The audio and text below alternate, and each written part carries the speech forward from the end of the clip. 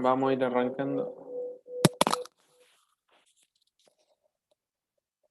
Baja el volumen 2 segundos. No, pero... ¡Claro! Ahí está, después lo volvió pendejo. Bueno, chicos, vamos a arrancar. La clase hoy la va a dar... ¿Me escuchan? Sí. Sí, se escucha. La clase hoy la va a dar el doctor Maturín. Vamos a hablar de renal. Así que bueno, José, ¿te querés presentar vos? Bueno, José Maturín es profesor de la cátedra de clínica de equinos y también de diagnóstico por imágenes. Tiene el centro en Santa Fe de cirugía equina, que además hacen otras cuestiones de diagnóstico, tanto laboratorio como de imágenes. Así que tiene una amplia experiencia en el tema y también en todo lo que es internación y esas cosas. ¿Probás compartir? Seguro que me faltó algo, pero decítelo vos si es importante. Si no... Abrite el micrófono y cierra el mío.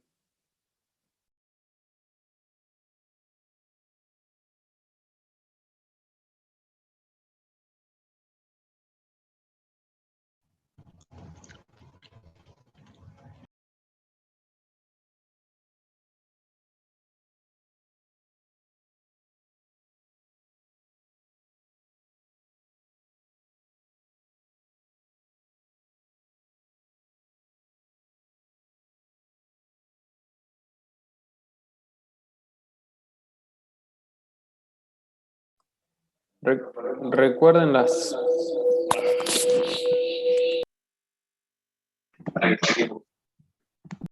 Ahora sí. Bueno, cuando vos digas, arrancamos. Bueno, chicos, hoy el tema que me toca a mí, acá colaborando con la Cátedra de Patología Quirúrgica, es patología quirúrgica del aparato urinario.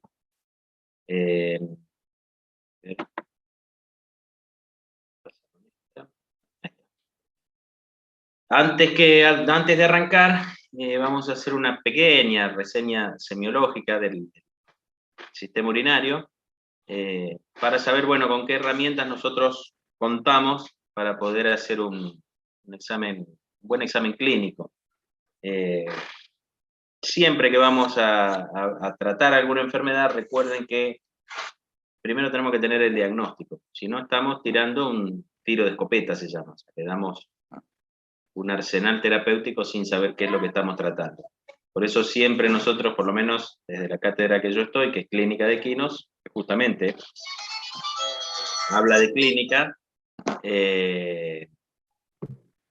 siempre tratamos de llegar al diagnóstico lo más certero posible. Muchas veces tenemos limitantes y no llegamos, limitantes propias o de equipamiento, pero bueno, en muchos casos sí podemos ser bastante eficaces en el diagnóstico. Por eso no tenemos que dejar nada librado al azar. O sea, todos los datos que nosotros podamos recabar, bienvenidos sean. ¿Cuáles son los datos? Lo que ustedes leyeron y aprendieron en semiología en tercer año. Hacer una reseña, una buena anamnesis, todas las preguntas que podamos hacerle al propietario, sin intención de ponerlo entre la espada y la pared, digamos, porque muchas veces nos lleva a que mientan. Si hubo algún problema, qué sé yo, de alimentación o de medicación, fundamentalmente en el caballo deportivo, si nosotros medio lo buscamos diciendo, vos le diste algo al cuidador, y lo primero que va a decir, no, yo no le di nada. Entonces tratar de darle la vuelta y decir, bueno, ¿y vos qué estás usando? Y, como para que el tipo sea lo más sincero posible. Eso es distinto un poco en el caballo de carrera que en los pequeños animales. ¿Por qué? Porque en los pequeños animales el propietario muchas veces es el más interesado en que se salve el animal, mientras que por ahí en los caballos de carrera nosotros por ahí no hablamos directamente con el dueño del animal, sino que estamos hablando con el cuidador, con el que lo entrena. Entonces, si hizo alguna macana en que lo entrena, no quiere que el dueño se entere. El animal no le va a importar tanto. Lo que le importan es salir ilesos ellos. Por eso es una forma que uno va agarrando con la práctica de tratar de sacar por ahí de mentira verdad incluso. sea que la anamnesia hay que tener mucho cuidado, tomar con pinza lo que nos dicen, pero ir viendo de sacar la mayor cantidad de información posible. A la inspección. En el aparato urinario, ¿qué es lo que podemos ver a la inspección? Básicamente es cómo orina el caballo, la cantidad de veces, la forma de si orina mucho, las características de esa orina, o sea, después otra cosa que podemos ver a la inspección es si tiene edema o no ese animal. En un potrillo con una rotura de vejiga podemos ver el abdomen con distensión por líquido. A la inspección podemos observar la mucosa, si están secas, para ver si hay deshidratación, o sea, mucho más que eso la inspección no nos da. La palpación pasa a ser importante, sobre todo en los grandes caballos de raza grande, donde nosotros podemos hacer un tacto rectal, y vamos a tener una palpación de bastantes partes del tracto urinario, del riñón izquierdo, que se palpa normalmente, el riñón derecho no es palpable. Los uréteres dicen que se palpan, la verdad que no es fácil palparlo si no hay alguna alteración. La vejiga sí se palpa muy fácil, podemos tocar, por ejemplo, algún tumor, podemos tocar un cálculo vesical, podemos tocar la parte sí de la uretra en cavidad pelviana. Ya sin tacto rectal podemos recorrer la uretra por el periné, podemos ver el pene en el macho, en la hembra bien la vulva, la uretra en la vulva es palpable tranquilamente, es muy distensible, es bastante sencillo de inspeccionar y de ver y de tocar. En los potrillos sucusión, para ver si tenemos fluido suelto en el abdomen. No nos sirve mucho en este caso lo que es auscultación, como si nos sirve para sistema cardiovascular y sistema digestivo. Por eso no está puesto. Dentro del examen clínico del tracto respiratorio, del tracto urinario, siempre doy digestivo por eso, es fundamental la parte de análisis clínicos, tanto de análisis de componente de sangre como de orina. El análisis de orina forma parte esencial de saber qué es lo que está pasando en este sistema. Y después tenemos métodos complementarios, que ya los vamos a ver, como ecografía, cistoscopía. Con respecto a análisis clínico, yo sé que es una materia que en este caso en nuestra facultad es optativa, cosa que me parece que no es lo más correcto en este plan. No sé si se cambió en el plan más nuevo, pero la verdad que tendríamos que tener por lo menos, cuando entramos a la guardia, un pantallazo mínimo de lo que es el análisis clínico, tanto de sangre como de cualquier fluido líquido peritoneal o de orina. Por lo tanto, empezamos un poquito, vamos a hablar un poquito de este tema. Como reseña semiológica, lo que habíamos estudiado en semiología, disuria, la dificultad para orinar, estranguria, la orina que duele, polaquiuria, es orina quemante, pequeños chorritos. ¿Por qué? Porque hay una irritación y el animal se pone como para orinar y orina un poquito y deja, y al ratito sí vuelve a tener ganas de orinar y vuelve a orinar. A veces en la cistitis se ven ese tipo de signos. Poliuria, el animal que orina mucho, se lo ve sobre todo en caballos con algún grado de insuficiencia renal. La oliguria y anuria también. La oliguria es la disminución en la cantidad de orina y la anuria directamente que no produce orina. Ese caso podría llegar a ser, no son casos quirúrgicos, pero una anuria podría llegar a ser un animal con una deshidratación severa, en la cual no hay filtración por la hipovolemia y directamente no está produciendo orina. Incontinencia urinaria es ese animal que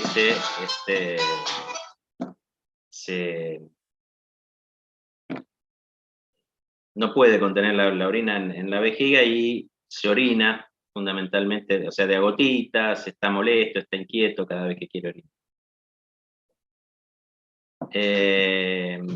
Bien, como análisis de laboratorio, podemos hacer análisis de sangre y análisis de orina. Dentro de los análisis, voy a poner en mudo el teléfono porque...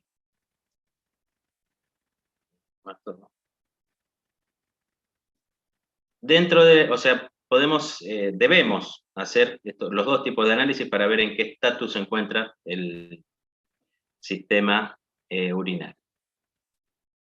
Dentro del análisis de sangre lo que vamos a ver es el hemograma. ¿Por qué es importante el hemograma? Porque ustedes saben que desde el riñón se producía la eritropoyetina, por ejemplo. Entonces, un riñón afectado, por ejemplo, una insuficiencia renal crónica, ese animal va a estar anémico, ¿no? Por una falla en la producción de eritropoyetina. Otra cosa que podemos ver en el hemograma es el aumento de glóbulos blancos, por ejemplo, si sospechamos de alguna pielonefritis, alguna enfermedad infecciosa, alguna cistitis. Otra cosa que podemos ver en el hemograma es una baja en las proteínas, por ejemplo, una enfermedad renal perdedora de proteínas, como una glomerulonefritis. Creo que es importante tener un pantallazo ahí de cómo estamos parados. La urea y la creatinina son dos compuestos que nos están sirviendo para ver cómo está funcionando el riñón.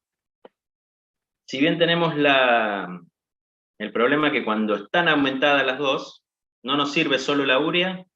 ¿Por qué? Porque está modificada por la dieta. O sea, si está comiendo mucha proteína, la urea va a ser alta. Si está comiendo poca proteína, si está comiendo poco el animal también va a ser alta porque empieza como en un estado catabólico. Entonces la urea de por sí sola no nos sirve, y sí nos sirve la creatinina. La creatinina es un producto de desecho del metabolismo muscular que se elimina sí o sí por riñón, no se absorbe absolutamente nada. Entonces, cuando la creatinina está alta, quiere decir que ese riñón no está funcionando bien. El aumento de las dos juntas se llama azotemia. Tenemos tres tipos de azotemia: la azotemia renal, la azotemia prerrenal y la azotemia posrenal. ¿Cuál es la azotemia prerrenal? Es la que hablamos antes, que es en la cual tenemos una hipovolemia, una deshidratación severa, una hemorragia severa, en la cual no llegamos a tener fluido, sangre, para que se filtre a nivel del riñón. Entonces, al no filtrarse, justamente los componentes de desecho del riñón no se van a eliminar y van a aumentar en sangre. El riñón en sí no está primariamente afectado. Si nosotros corregimos la hemorragia o le corregimos la volemia con fluidoterapia, ese riñón va a empezar a funcionar normalmente durante un tiempo, porque si está un tiempo sin irrigación, tiempo más prolongado sin irrigación, va a tener algún daño también.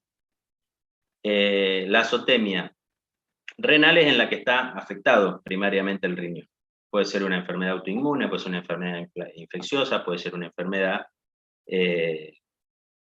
tóxica, por ejemplo, con drogas nefrotóxicas como los AINES o algunos antibióticos aminoglucósicos.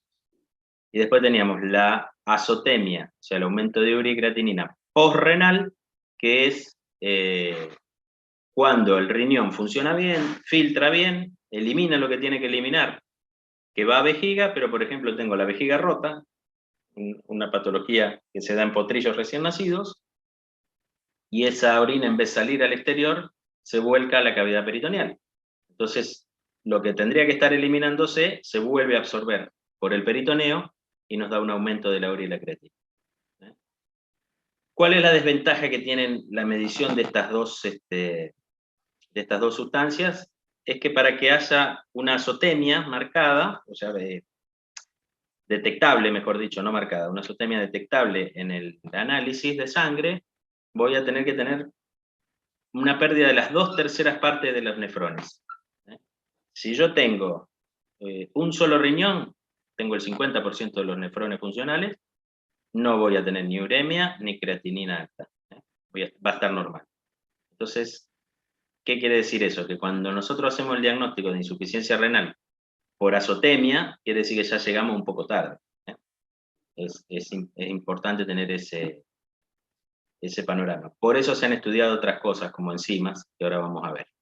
El ionograma es importante porque es importante para evaluar y para poder estabilizar el caballo. Acuérdense que hay sustancias que el organismo filtra en los túbulos y los vuelve a absorber, y otros que elimina, como el sodio, el cloro, etcétera, el calcio.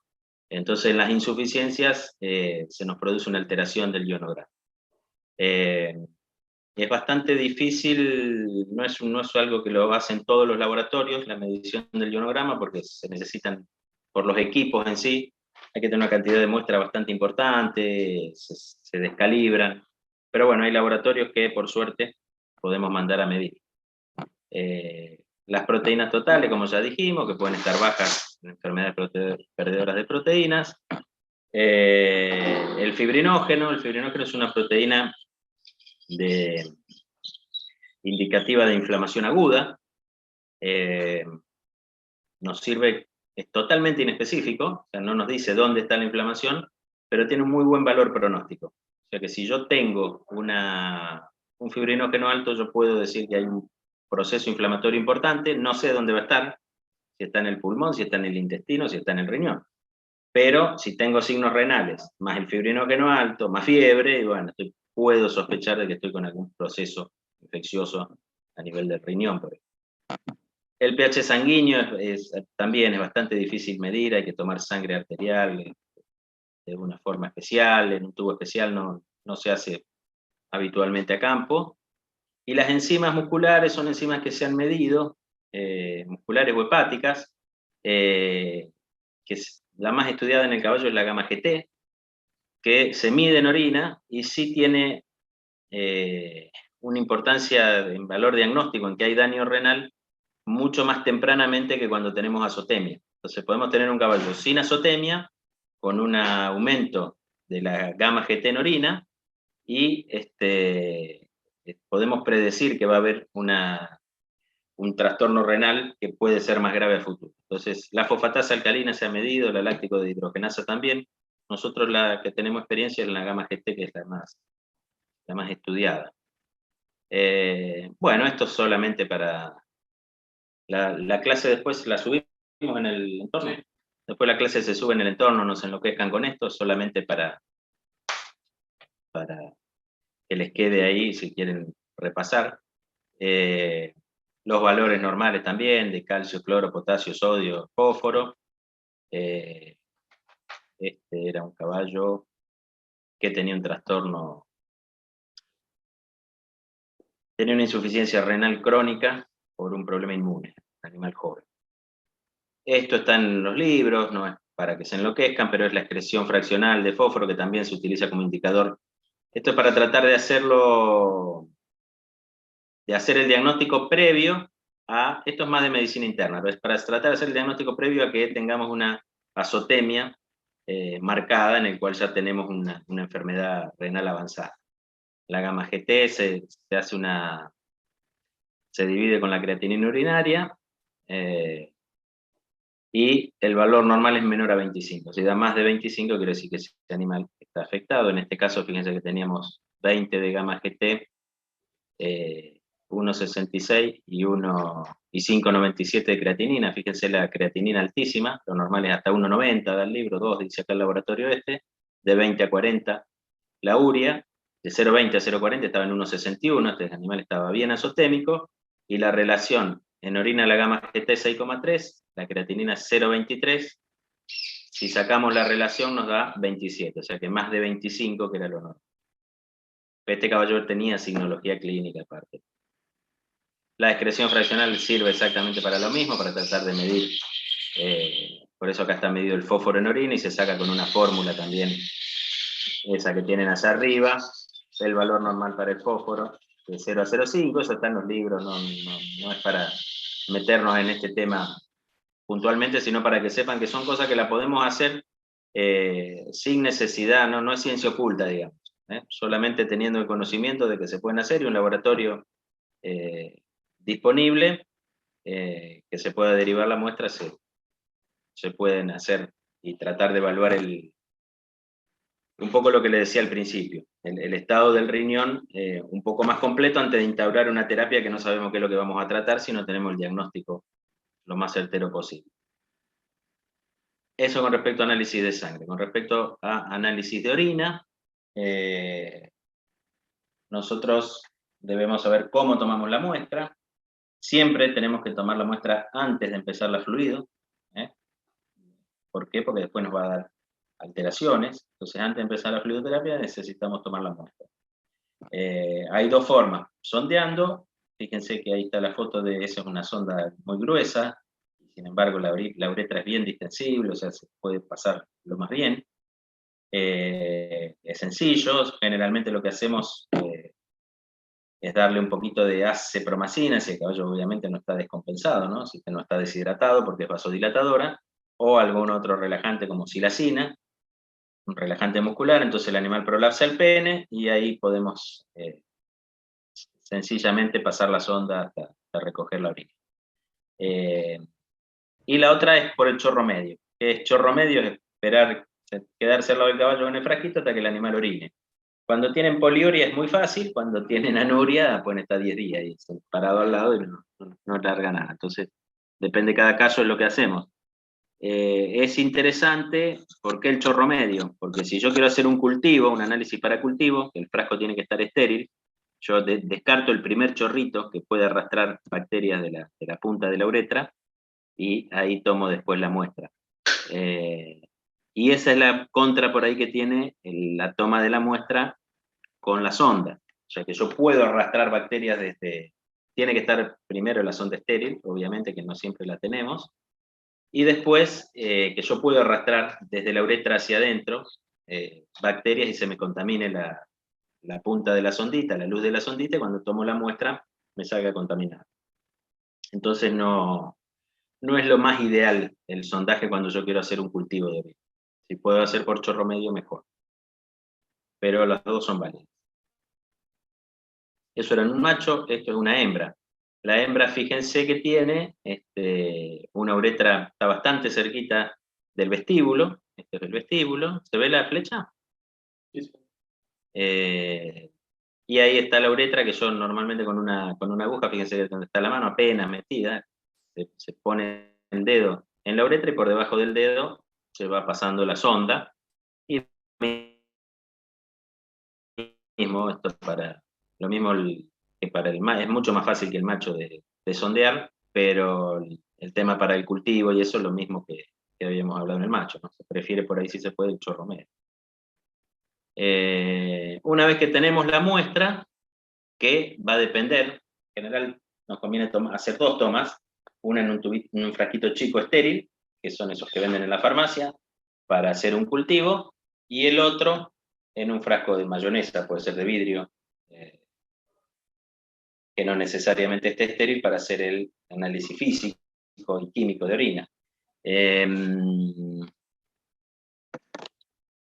Hay una cosa que es importante, que se lo quiero decir ahora antes que me olvide, que cuando es importante en el análisis de orina el análisis del sedimento, para descartar problemas a nivel tubular, por ejemplo cilindros.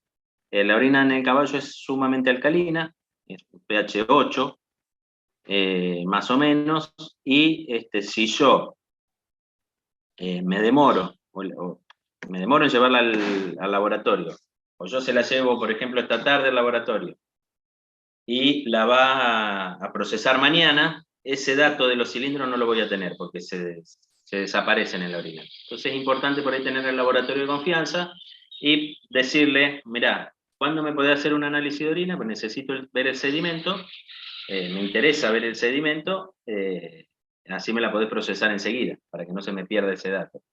Y entonces nos ponemos de acuerdo, no me la traiga esta tarde porque no la puedo ver, tráemela mañana a primera hora. Listo, mañana se saca y se lleva la muestra a primera hora. Parece una pavada, pero realmente son pequeñas cosas que hacen la diferencia. Nos pueden ayudar a hacer un diagnóstico mucho más preciso. Si tengo presencia de cilindros hialinos, por ejemplo, o no lo tengo. Así que bueno, solamente esa, antes que me olvide, seguramente después capaz que está anotado, pero bueno. estar siempre, tratar de uno trabajar con un mismo laboratorio y tener buena relación y poder tener un diálogo con el laboratorista. Eso es importante para el clínico.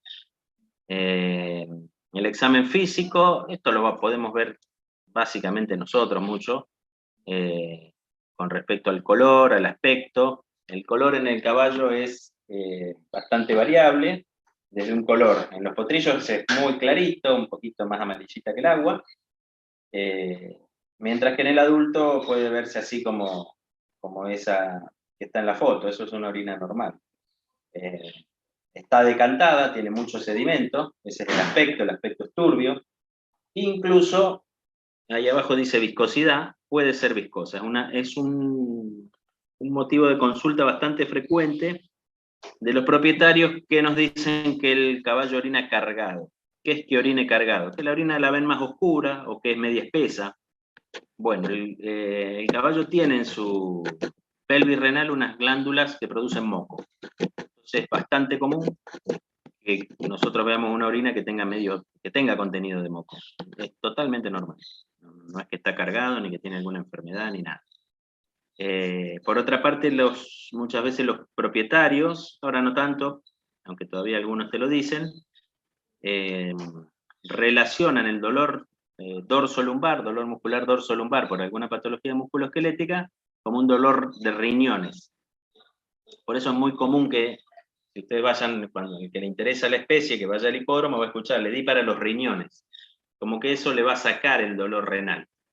El dolor de dorso y lomo. Ese dolor de dorso y lomo seguramente viene en trastorno musculoesquelético, que quién sabe cuál será, si será un esparavan, si será una luxación sacroiliaca, si será un problema primario de las vértebras lumbares, o sacras, pero bueno, no tiene nada que ver con el dolor del riñón. En el caballo los problemas renales no son algo tan frecuente, salvo ciertas predisposiciones que después las vamos a ver. Pero acuérdense entonces que es bastante característica la orina turbia, mucosa, que eso que orina cargado generalmente es normal.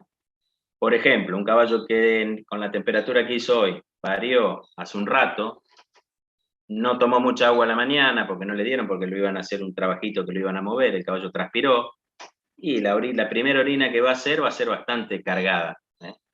¿Qué quiere decir? Que está más concentrada, pero por una cuestión totalmente fisiológica. ¿Qué hizo el riñón normalmente? ¿Para qué sirve? Justamente para mantener la homeostasis hidroelectrolítica, entre otras cosas.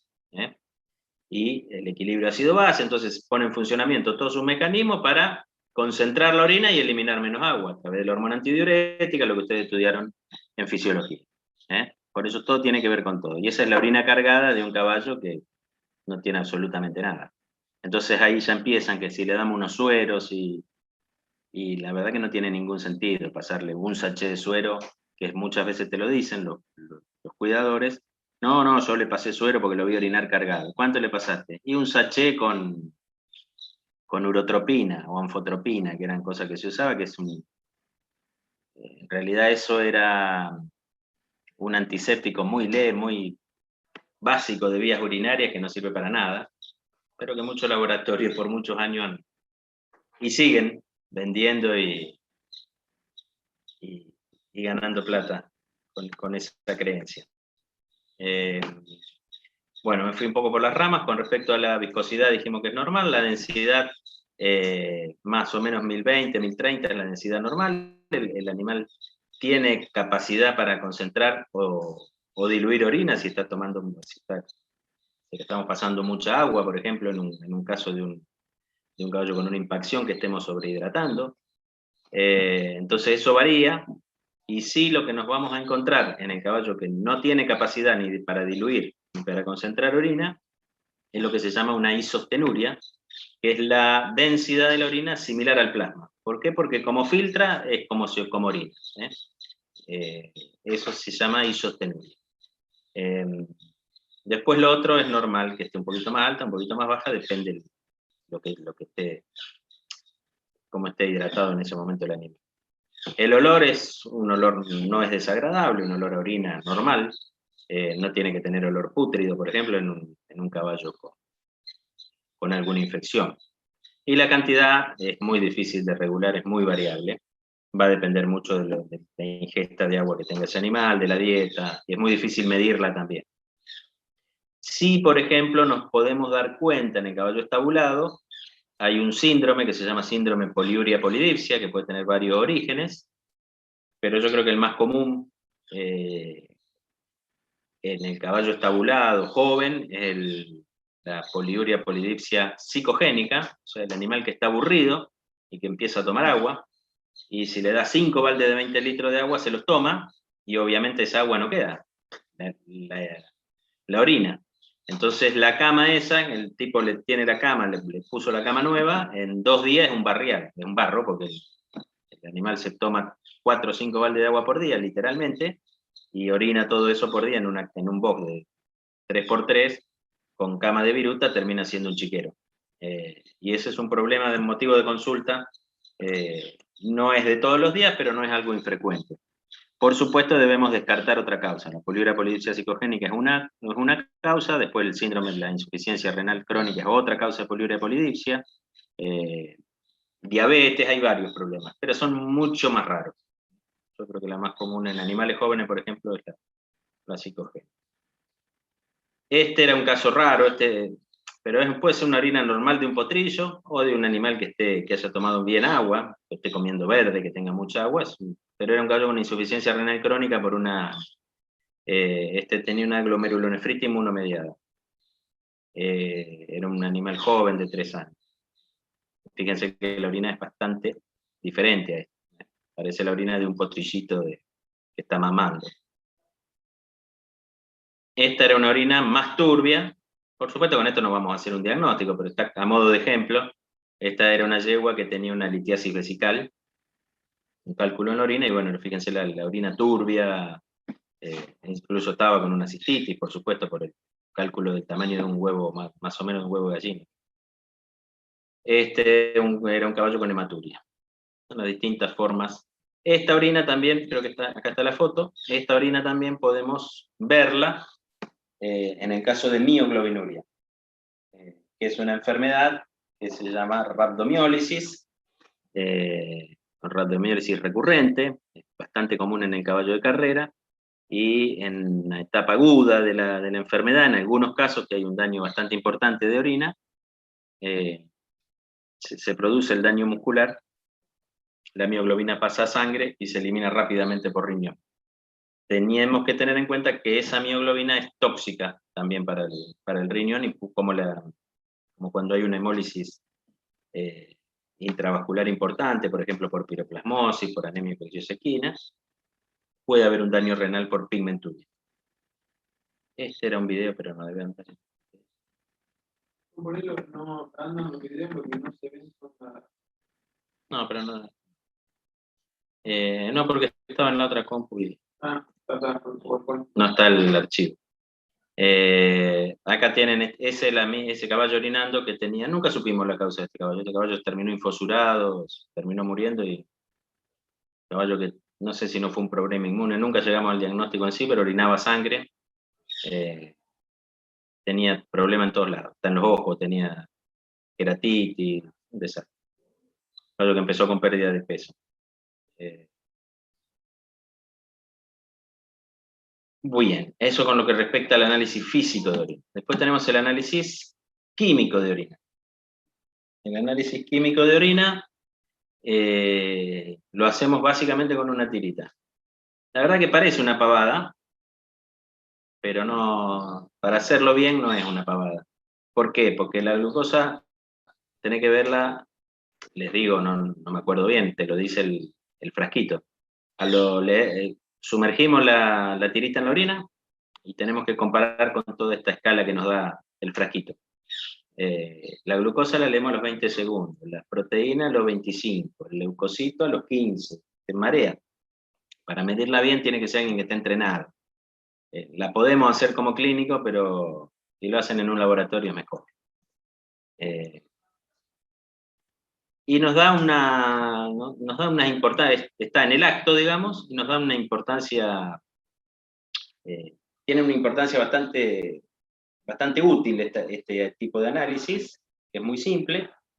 Y en lo que respecta a ciertas cosas, por ejemplo, en proteínas, lamentablemente sería útil, pero todos los caballos que tengan orina alcalina nos van a dar 1 o 2 cruces de proteínas en orina. O sea, nos da un falso positivo en la orina alcalina, porque estos son de humano y en el humano la orina no es alcalina, es ácida. Entonces, en el perro también sirve para medir proteínas, pero en el caballo las proteínas siempre va a haber proteinuria y no es real eso. Acordarse de eso, en orina alcalina las proteínas no nos sirven y tenemos que pedirle al laboratorio que nos mida con otro método, ¿no? Para ver si hay proteinuria o no.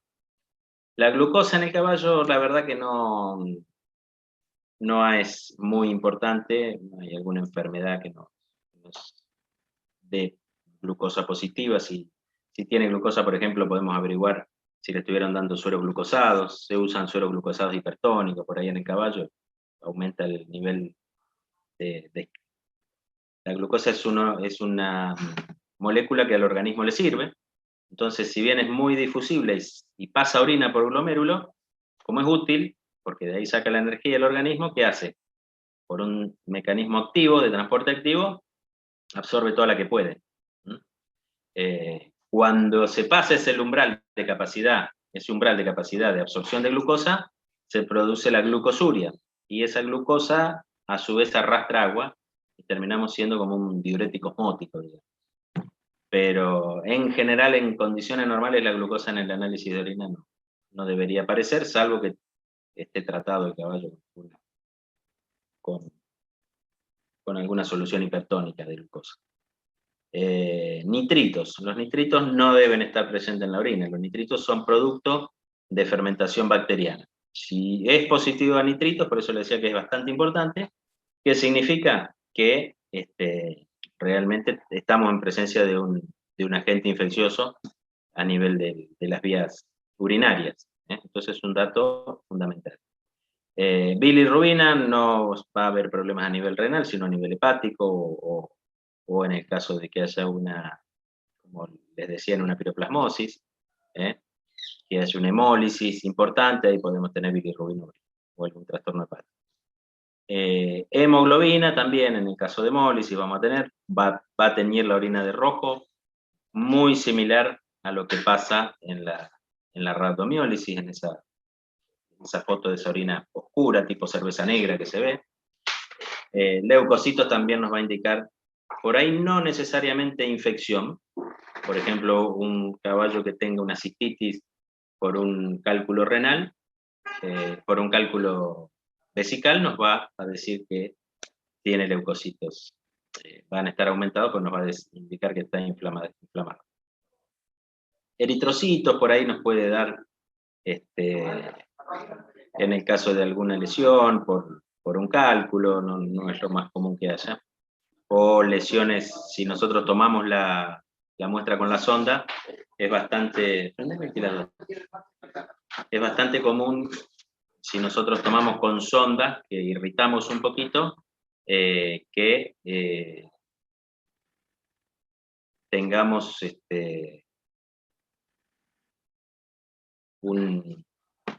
algunos eritrocitos en la muestra de orina. Enzimas iones nos sirve básicamente para hacer las fórmulas esas que habíamos hablado.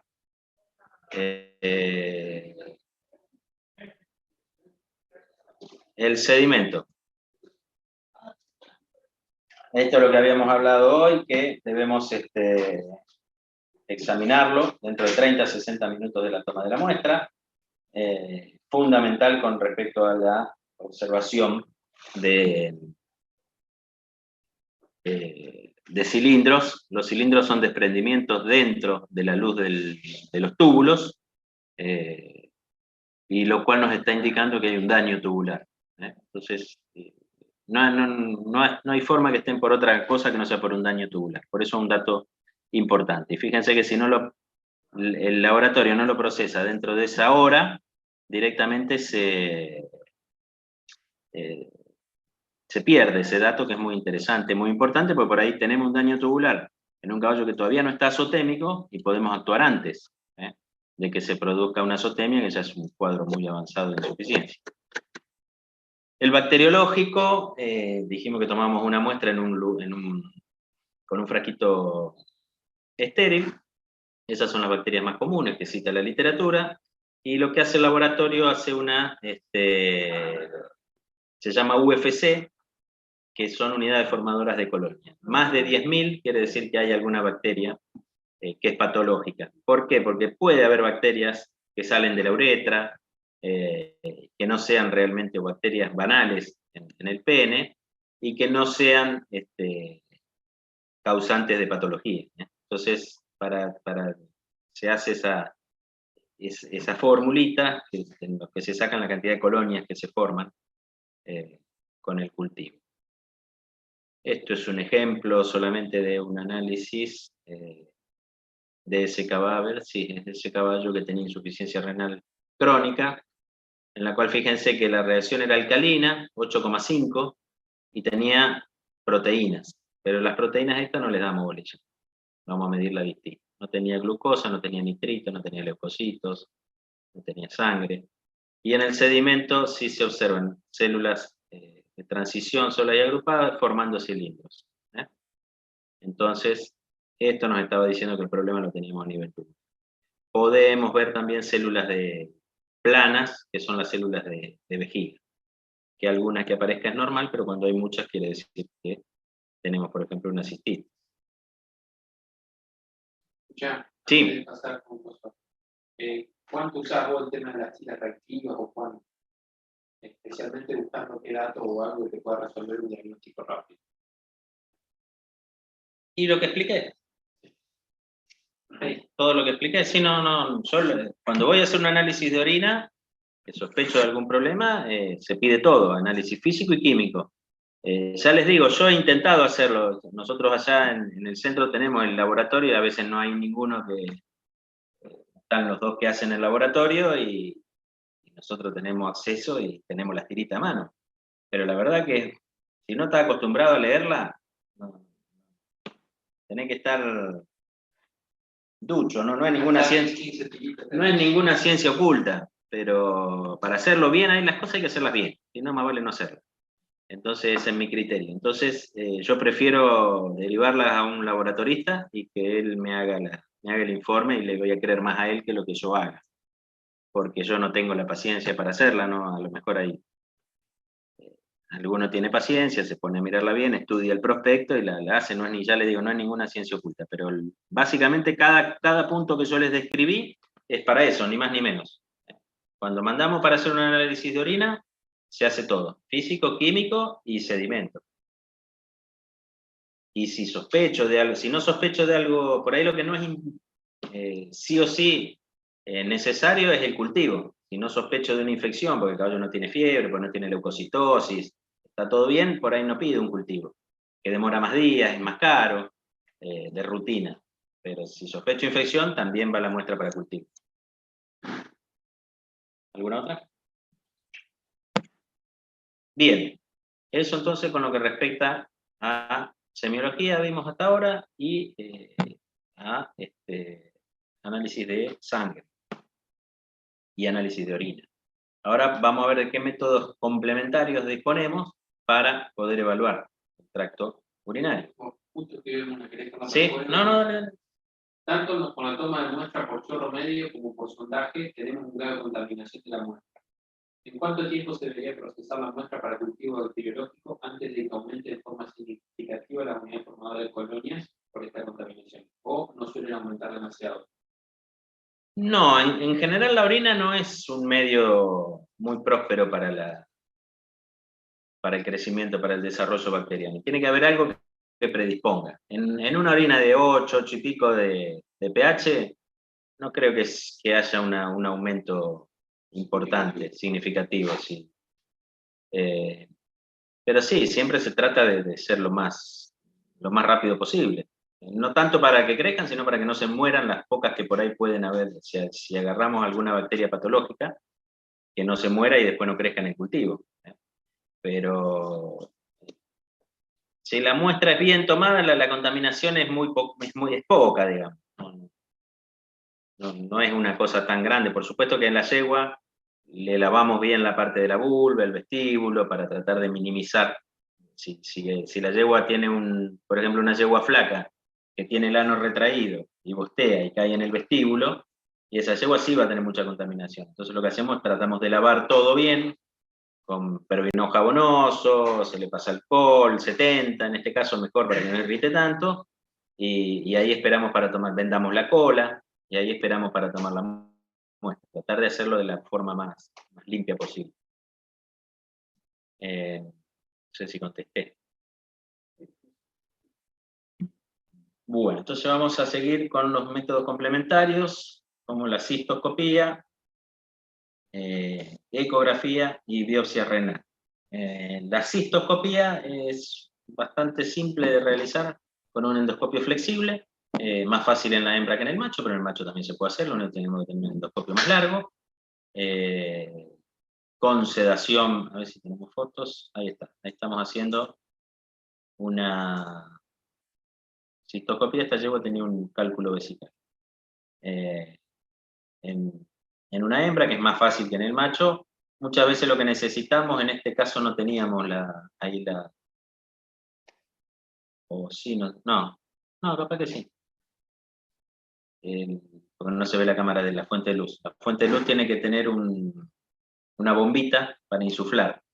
¿Por qué? Porque si no la vejiga se me pega. La mucosa de la vejiga se pega a la punta del endoscopio y no veo nada. Entonces lo que yo hago es mandar aire para inflar como un globo la vejiga y poder ver bien la mucosa y si hay algo suelto como un cálculo dentro de la misma. Es lo único que tenemos que tener. Después no necesitamos más nada raro. Solo en el macho un endoscopio más largo, porque tiene que ir desde la punta del pene, pasar por acá atrás por el periné, después pasa por cavidad pelviana y recién llega a la vejiga. Es más largo, pero se puede hacer tranquilamente. Esa imagen que ven es la foto de eso que yo estaba viendo. Por eso es mala la imagen, no es una imagen de libro, sino que es una imagen con el celular del cálculo que yo veía, que ahí no se alcanza a ver bien el tamaño, después que debe haber alguna foto, está un cálculo bastante grande. Esto sí es una foto de libro, con una imagen HD, un poquito mejor, donde se ven en la pared las papilas ureterales, podemos ver la descarga pulsátil de la orina. Ahora llegó al hospital un equipo de esta calidad para poder hacer endoscopías flexibles, así que bueno, cuando tengamos algún caso lo vamos a poder ver. Ahí tienen las papilas ureterales como están pulsando orina de forma intercalada, cada tanto. Pared vesical normal, ahí se está viendo el endoscopio, y acá tenemos una vejiga, acá en el fondo tenemos la orina, y acá tenemos, fíjense la diferencia de la pared normal, como es esta, a esto acá. Acá hay algo que no funciona, ahí fíjense pareciera haber una infección bacteriana, no sé la causa, esto también es de libro, si es por algún cálculo o alguna cistitis que produjo eso. La uretra se puede ver también. ¿Para qué podríamos querer ver la uretra? Por si tenemos un cálculo, por ejemplo, atascado en la uretra, un cálculo uretral, que son rarísimos, o a veces tenemos en los caballos, en los padrillos sobre todo, hemospermia se llama, cuando eyaculan con sangre, y lo que pudo haber pasado es que algún desgarrito de la mucosa uretral se comunique con el cuerpo cavernoso y tenga sangrado cuando el caballo produce la eyaculación. Entonces, con esta, fíjense que está distendida porque va mandando aire para poder verla bien, y bueno, se pueden ver esos desgarros. No son algo común, pero como para saber para qué sirve la cistoscopía. La ecografía sí es algo muy común que utilizamos, fundamentalmente en una patología que se llama atrapamiento nefroesplénico, que es un desplazamiento del colon sobre el espacio nefroesplénico, que es el espacio que está entre el riñón izquierdo y el vaso. Hay un ligamento y se cuelga el colon izquierdo ahí. Y bueno, entonces con la ecografía lo que vamos a ver es que no se va a ver el riñón, justamente porque está entre medio el intestino. Eso en un caso de cólico. Pero sí nos sirve también para ver perfectamente los dos riñones. Podemos ver, acuérdense que el derecho no lo podíamos palpar, el izquierdo sí. Entonces el derecho por ahí no sabemos si está aumentado de tamaño. Si lo palpamos es porque está aumentado de tamaño, o si está más chico que lo normal. Podemos ver bien la diferenciación de corteza y médula. Tenemos muchos datos, si hay cálculos a nivel de la pelvis renal, si hay aumento de la pelvis renal. O sea que es realmente un método complementario muy importante que lo utilizamos mucho en este caso. También podemos ver vejiga con la ecografía para evaluar cálculos. Acá tenemos un diagramita desde la pared izquierda. Este es el derecho. Está un poquito más adelante, la pared izquierda está un poco más atrás. Y atravesamos el vaso y vamos a llegar al riñón. Entonces la imagen que nosotros vamos a tener, estas son imágenes viejas, pero tiene 10 años, pero se ve bien. Fíjense, esta ecogenicidad es del vaso, característica. Acá estaría la piel, acá arriba, y esto que ven acá es el riñón. Este es un ecógrafo viejo que no tiene gran definición, hoy hay ecógrafos que prácticamente es una foto del riñón de lo que estamos viendo, pero podemos diferenciar médula y corteza, y depende del corte que hagamos, ver también pelvis, si hay calcificaciones, si hay piedras, cálculos. Esta es la forma del riñón. El riñón es más redondeado, el riñón derecho, y fíjense que está la pared, acá tenemos la piel, músculo, y no tenemos la estructura esta que teníamos acá grande. ¿Qué es esto? No sé si se ubican. Acá directamente estamos sobre el riñón. Este es el riñón, esta es médula y esta es corteza. Se ven muy bien.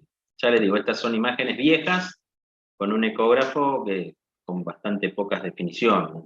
Nada que ver a las imágenes. Todo esto va mejorando día a día lo que es la parte de imagenología. Este era un caballo con una insuficiencia renal aguda. Fíjense el riñón derecho prácticamente médula y corteza. Si comparamos con esto, que se ve como una roseta normal, esto no distinguimos casi nada. Es un bofe. Todo casi lo mismo. Este era ese caballo con esa enfermedad inmune. En el derecho acá tenemos el vaso. En el izquierdo, perdón, acá tenemos el vaso, y él tampoco se diferencia bien lo que es médula y corteza, bastante feo. Esto eran videitos, pero bueno, no se ven.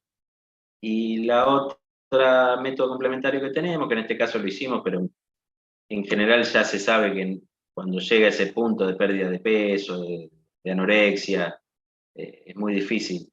Solamente esta era una aguja de biopsia con la que tomamos una muestra para hacer el diagnóstico hace muchos años, y que se puede hacer también más para un hospital, no lo vamos a hacer a campo, pero es un complemento diagnóstico que sí hay que explicarle bien al dueño que si quiere hacerlo, la mayoría de las veces, como fue en este caso, que era una causa, detectamos una causa autoinmune,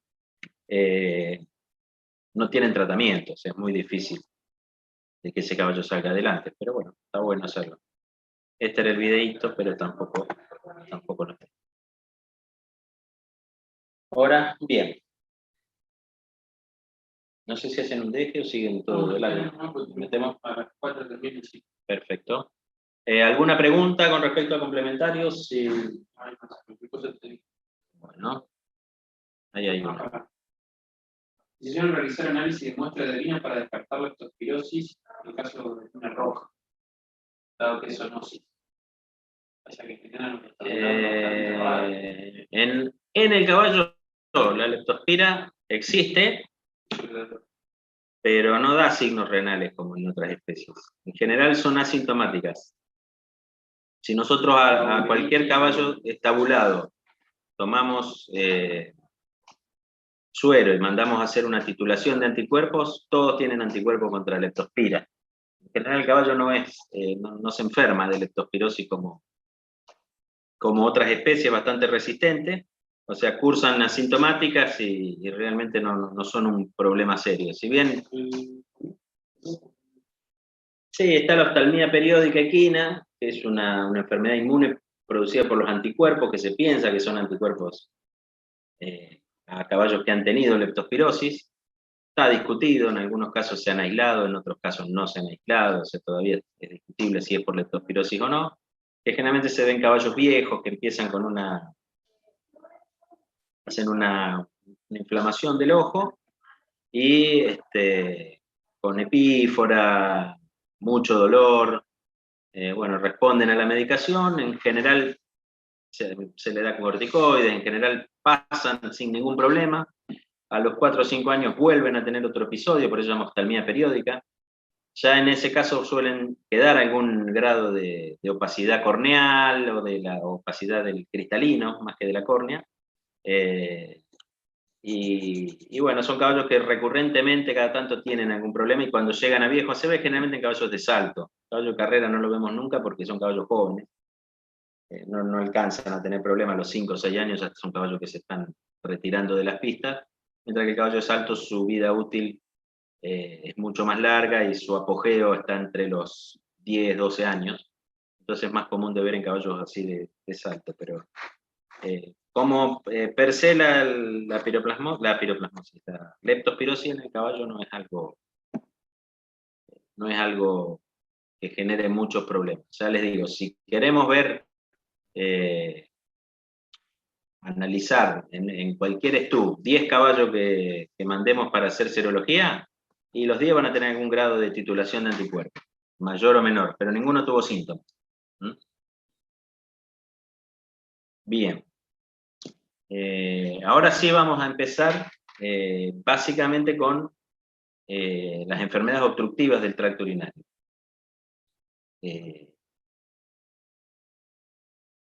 Las obstructivas son cálculos vesicales, que son los más comunes. Cálculo, no sé cómo lo puedo sacar esto. ¿Qué? Me he metido esto acá, no lo puedo sacar. No, yo lo veo. ¿Qué? Esto acá. No sé cómo lo podés correr, pero no lo podés minimizar. No, ese no me molesta. Eso, podés correr, pero va a molestar en todos lados. Jode dónde está. Pero no está hoy. Bueno, déjalo. Me apareció una ventanita que no sé cómo sacarla. Pero ustedes no la ven. No sé. Bueno, las obstructivas del tracto urinario, dijimos que, esperen que, tenemos cálculos vesicales, renales, uretrales, y son de muy baja incidencia en el equino. En este estudio que se hizo hace muchos años, en el 90, durante 20 años, es el 0,11% de admisión en 22 hospitales de Estados Unidos. El 7,8% de los diagnósticos de enfermedades del tracto urinario. O sea, dentro de ese 0,11%, el 7,8% solamente de los diagnósticos de enfermedades del tracto urinario son enfermedades obstructivas. Y la gran mayoría son los machos. ¿Por qué? No es casual, sino que es una cuestión anatómica. La uretra del macho es mucho más larga y menos distensible, con lo cortita y gran distensibilidad que tiene la hembra. Entonces es mucho más común en machos. Dentro de eso, los urolitos en la vejiga fue el 60%, un 12% en riñones, en uréteres un 4%, muy poquito, y en uretra un 24%. En uretra es importante, ¿por qué? Porque nos va a dar un síndrome muy aparatoso. Ese caballo no va a poder orinar, pero no porque no esté produciendo orina, en un segundo momento no va a producir orina y va a tener una azotemia porrenal si sigue tapado. Pero lo que va a tener básicamente es un síndrome cólico falso, porque va a ser un síndrome cólico que no se origina en el tracto gastrointestinal. Va a tener tal distensión de la vejiga que el caballo va a entrar a mostrar disconfort abdominal, prolapso del pene, va a manotear, va a patear, va a estar inquieto, o sea, vamos a sospechar que es un síndrome de abdomen agudo, pero en realidad el problema está en el tracto urinario. Entonces es importante acordarse del tracto urinario cuando vamos a evaluar un caballo con cólico y no encontramos por ahí la causa. Para eso es bastante simple. ¿Por qué? Porque vamos a hacer el tacto rectal, que es una de las maniobras semiológicas que vimos al principio, y nos vamos a encontrar con un globo terráqueo dentro de la... Va a parecer que es macho, va a parecer que está preñado. En la uretra, en la hembra, la obstrucción de la uretra no existe. Es muy chiquita y distensible. En el macho, cuando hagamos el tacto, nos vamos a encontrar con ese globo que es la vejiga repleta. Y ahí, con un método complementario como la cistoscopía, nos vamos a confirmar el diagnóstico. A veces incluso hasta por palpación. Por palpación de la uretra, si está en una parte que se puede palpar, el pene o en la parte del periné. Los más comunes son estos, son los cálculos vesicales, los síntomas que tiene es hematuria, estranguria, disuria y polaquiuria, dermatitis urinosa, ese animal que orina tanto y se le gotea la orina, que se empieza a hacer, creo que tengo alguna foto, se empieza a escaldar toda la parte del periné, en las hembras sobre todo. El cólico, que es lo que hablamos si se llega a tapar la uretra, y pérdida del estado general no es lo más común. ¿Por qué? Porque en general puede haber una infección local como una cistitis, y en general, como dijimos, la orina no es un ambiente fértil para las bacterias. ¿Por qué? Porque el pH es alcalino, porque se está eliminando, hay lavados periódicos continuamente, o sea, el animal cada tanto orina, entonces barre con las bacterias que quieren crecer. Entonces lo que generalmente pasa cuando tenemos una cistitis, por ejemplo en un cálculo vesical, es que la irritación produjo un aumento de células inflamatorias, una descamación de células, materia orgánica que queda en el fondo de la orina, y ahí es a donde van a acantonarse. Es un nicho orgánico, digamos, para que se provoque el desarrollo de las bacterias que puedan llegar a colonizar. Pero son generalmente ahí locales. Si tenemos pérdida de estado general en un caballo con este tipo de síntomas, ya tenemos que pensar en una infección ascendente, por ejemplo una pielonefritis, que esa infección ya tiene más un estado general, vamos a tener fiebre en ese caso, en las cistitis normalmente no cursan con fiebre.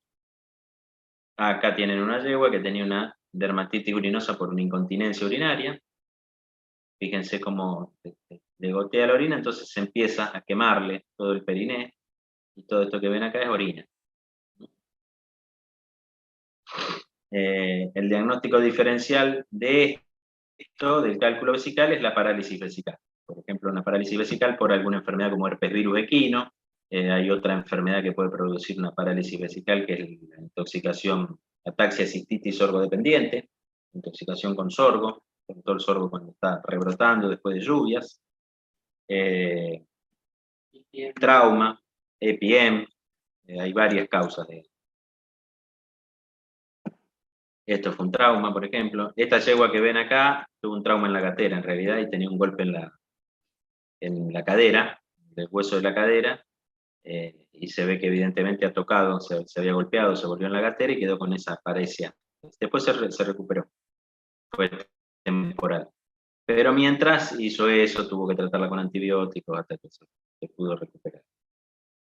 Traumas, tenesmo es otra cosa que vamos a ver en otro video, pero no se ve. Esta era una yegua que que le estábamos haciendo la endoscopía y tenía ese cálculo en la vez. Pero fíjense que el estado de la yegua esta no es malo. Una yegua que estaba corriendo y que el primer diagnóstico que tuvo fue de rabdomiólisis. ¿Por qué? Porque orinaba rojo. La yegua volvía de la cancha con la cola parada, o sea, y manifiestamente inquieta, entonces pensaban que la yegua se embaraba, se llama, que queda dura por una rabdomiólisis, y orinaba sangre, orinaba rojo. Entonces lo primero que sospechaban fue que tenía un trastorno muscular. Se hicieron los análisis de enzimas musculares y no, en realidad no tenía problemas musculares la yegua. El problema que tenía era ella, básicamente, la vejiga.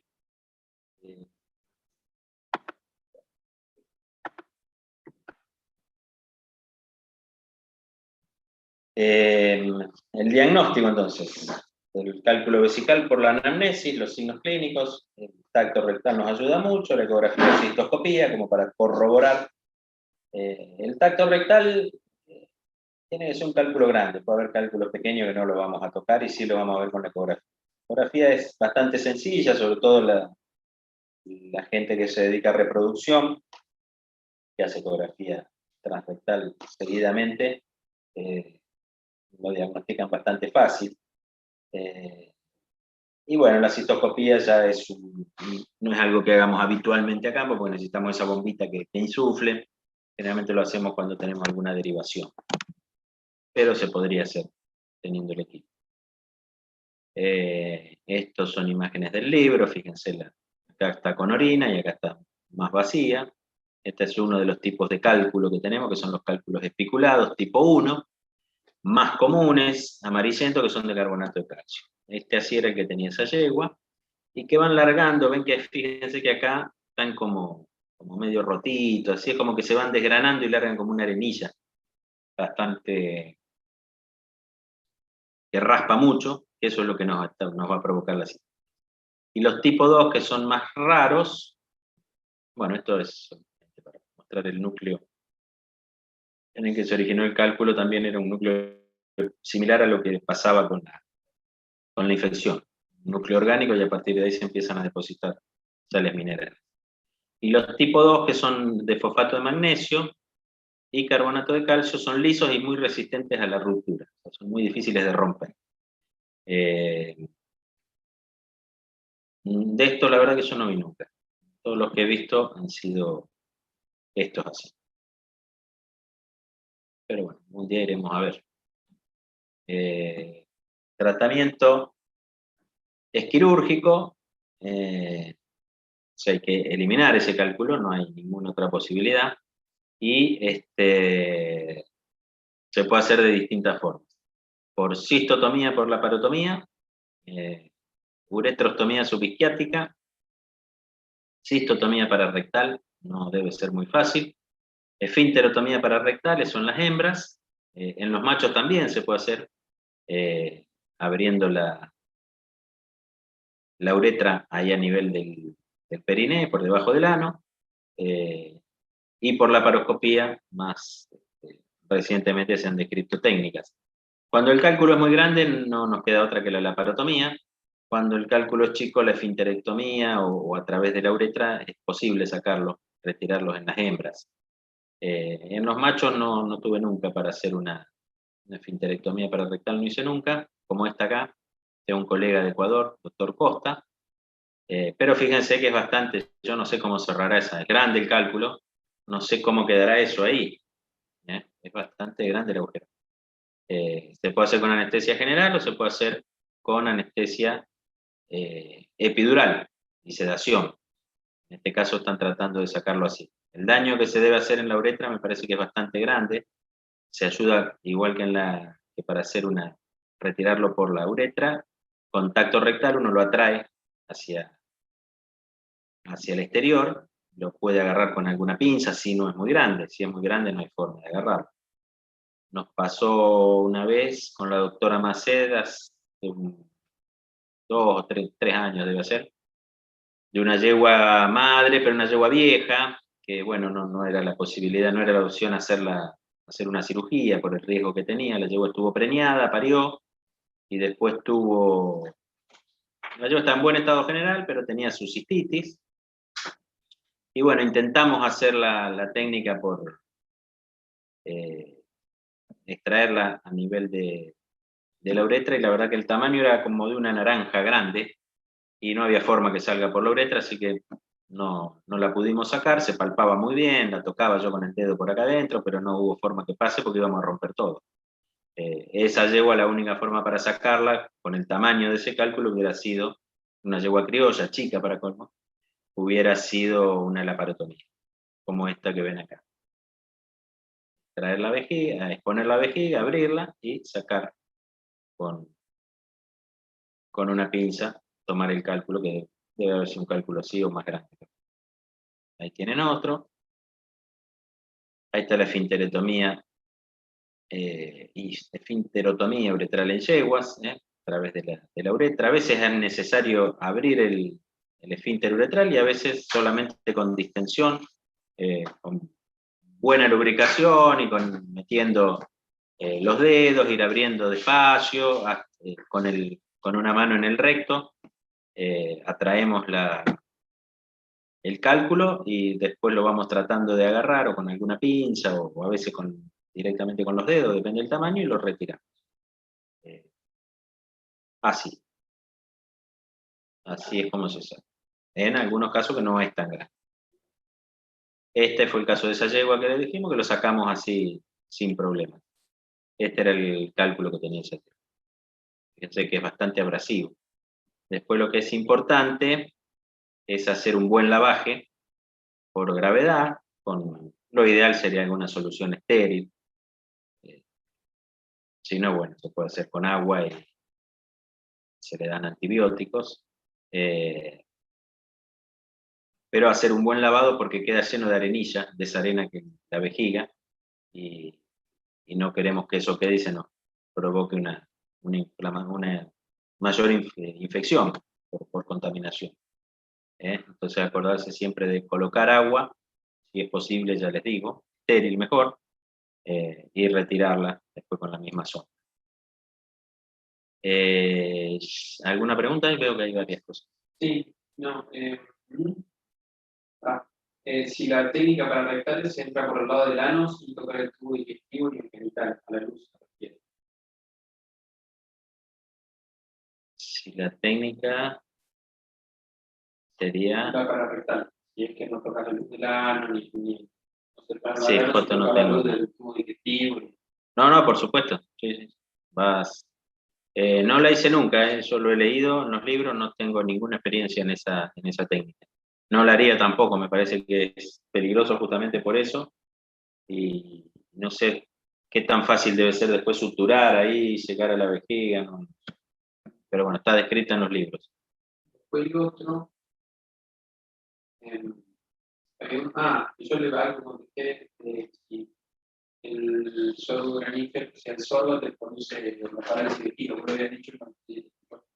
Sí, cistitis, ataxia, cistitis sorgo dependiente se llama, sí. Produce. El tratamiento es levantar el sorgo y el tratamiento sí es sintomático. O sea, básicamente hay que retirarla, como una toxina, se retira el consumo y en general se recupera. Hay sorgo y hay otras plantas tóxicas también, incluso algunas que no sé cuáles son, pero yo una vez tuve un caso bastante importante en un lote de yeguas que estaban en un piquete que estaba lleno de yuyo y había de 15 yeguas, había 3 o 4 que andaban tambaleándose y orinándose y no había sorgo. Y bueno, se sacó esa yegua del lote y se normalizaron. O sea, que tiene que haber más plantas que producen eso.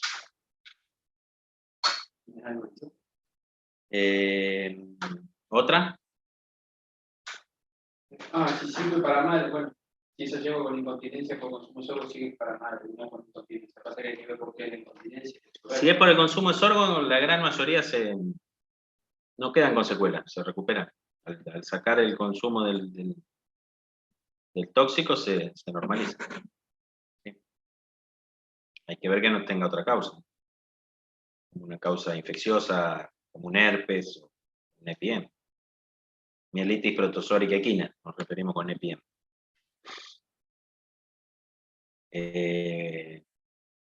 Bien, ya que estamos acá, vamos a ver cuáles son los antibióticos indicados para las vías urinarias. ¿Por qué? Porque no todos tienen buena llegada. Y algunos son nefrotóxicos, como por ejemplo la gentamicina. Entonces, la gentamicina, fíjense que está cada 12 horas una dosis más baja. La dosis normalmente que usamos es 6 miligramos y acá hay una dosis más baja. La penicilina, lo más indicada sería una penicilina endovenosa cada 6-8 horas, la sódica o la potásica, pero no es fácil de conseguir. La procaína cada 12 horas. En orinas ácidas la oxitetraciclina tiene buena llegada, alguna cefalosporina de tercera generación, como el Ceftiofur, por ejemplo, tiene buena llegada. Pero siempre en estos casos en el que nosotros sabemos que va a ser, si la bacteria creció, tuvo la chance de crecer en ese ambiente tan hostil, es porque es una bacteria rústica, es áspera. Entonces no la vamos a matar con una alpargata. Como le decimos nosotros cuando viene un antibiograma, que nos da sensible a casi todos los antibióticos, le decimos, esta la matamos con una alpargata, se mata sola. En general, las bacterias que nos van a dar el cultivo en la orina son bacterias rústicas. En general son resistentes a casi todo y algún solo antibiótico es sensible. Entonces, por eso, cuando tenemos infección a nivel renal, es obligatorio el antibiograma. Son tratamientos antibióticos de por lo menos 25 o 30 días, con todo lo que eso conlleva, en tiempo y en costo. Y tenemos que hacerlo bien, porque si no vamos a fracasar. Es muy común que fracasemos. Pero ya sabiendo contra quién estamos peleando y con qué le tenemos que tirar, tenemos mucho menos chance de fracasar. No quiere decir que no fracasemos igual, pero tenemos menos chance. Pues son bastante resistentes las bacterias que afectan la vía urinaria.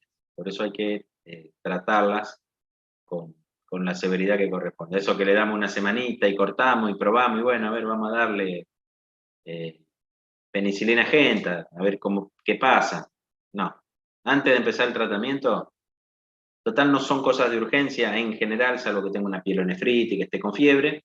Son cosas que podemos tomar, o sea, que el cultivo nos demore una semana en crecer y en darnos el cultivo y el antibiograma y darnos el resultado, no me modifica. Distinto a una diarrea, que una diarrea, si yo sé que el cultivo me va a demorar entre 5 y 6 días, ese caballo con una diarrea aguda, yo tengo que empezarle con el antibiótico porque se muere.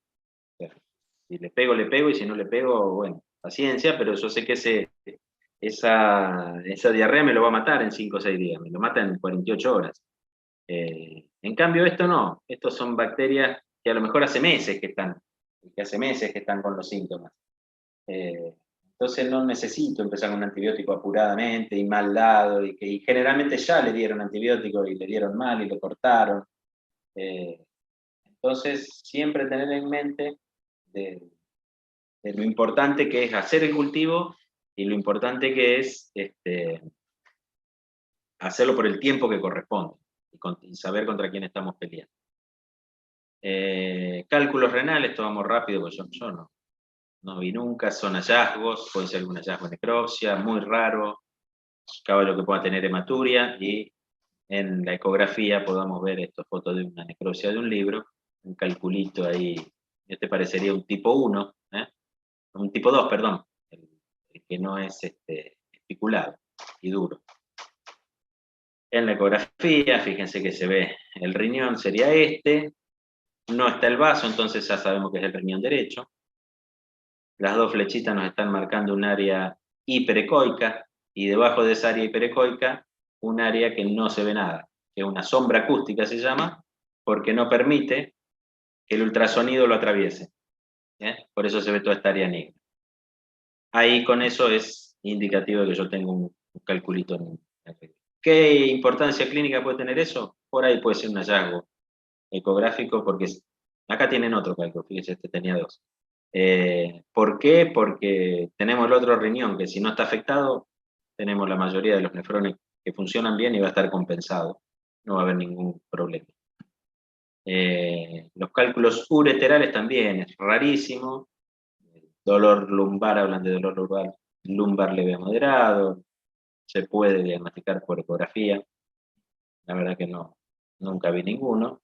Y hay tratamientos quirúrgicos descritos, pero bueno, no vamos a meter en eso.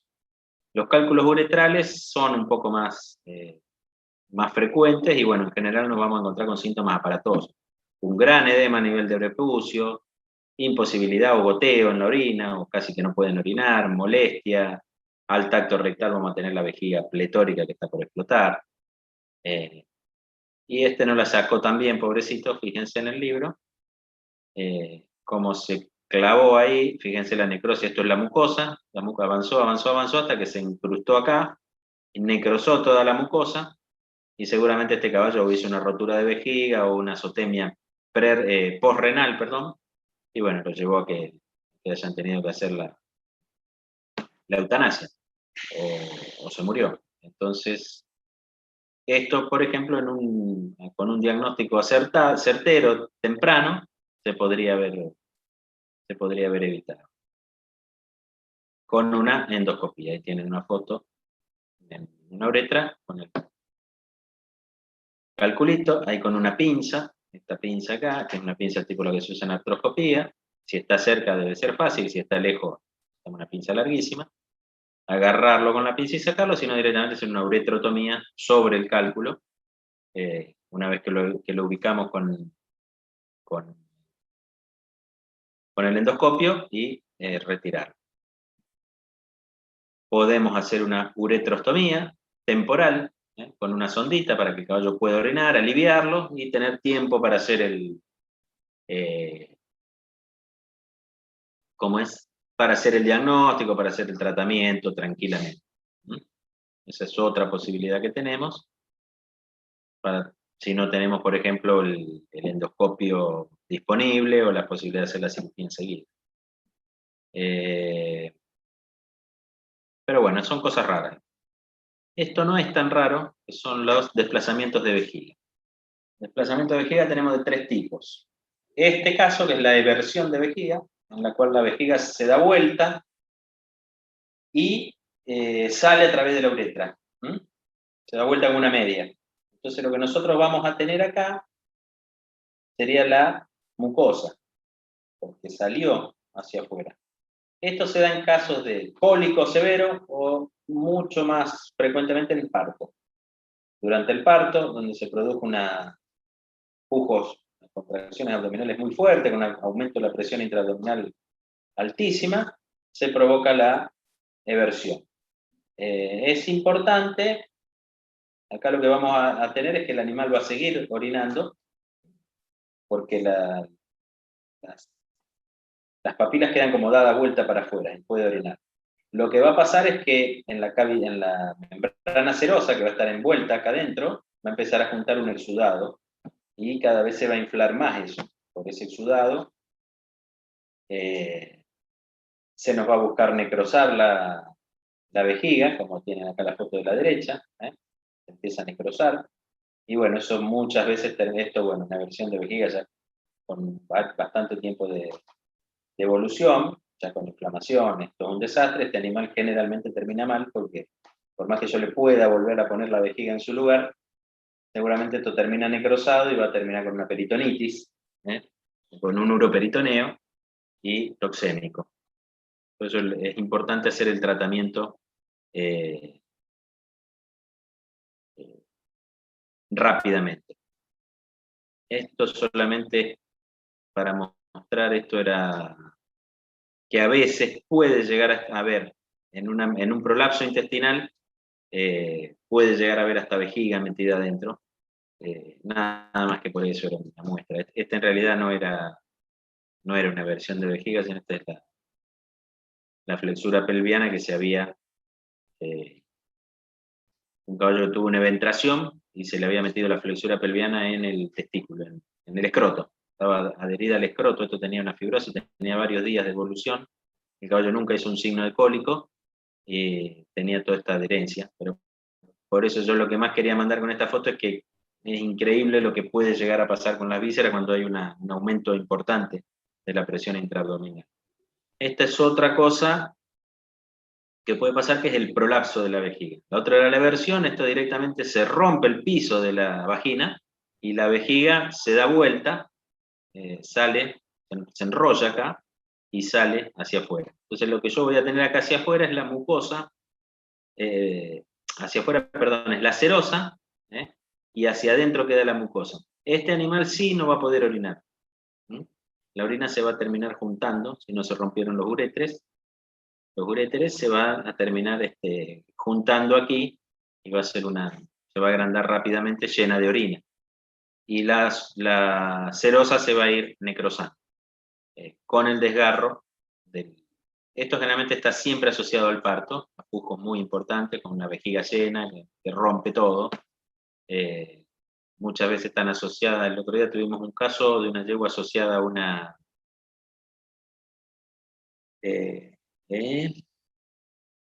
una cloaca rectovaginal, a un desgarro perineal de tercer grado.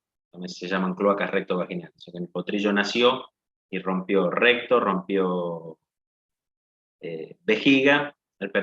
rompió vagina, rompió vulva, y bueno, se juntó todo, se hace una cloaca, se llama, y esa yegua pobrecita tenía, en realidad no era un prolapso, esa yegua tenía una eversión de vejiga.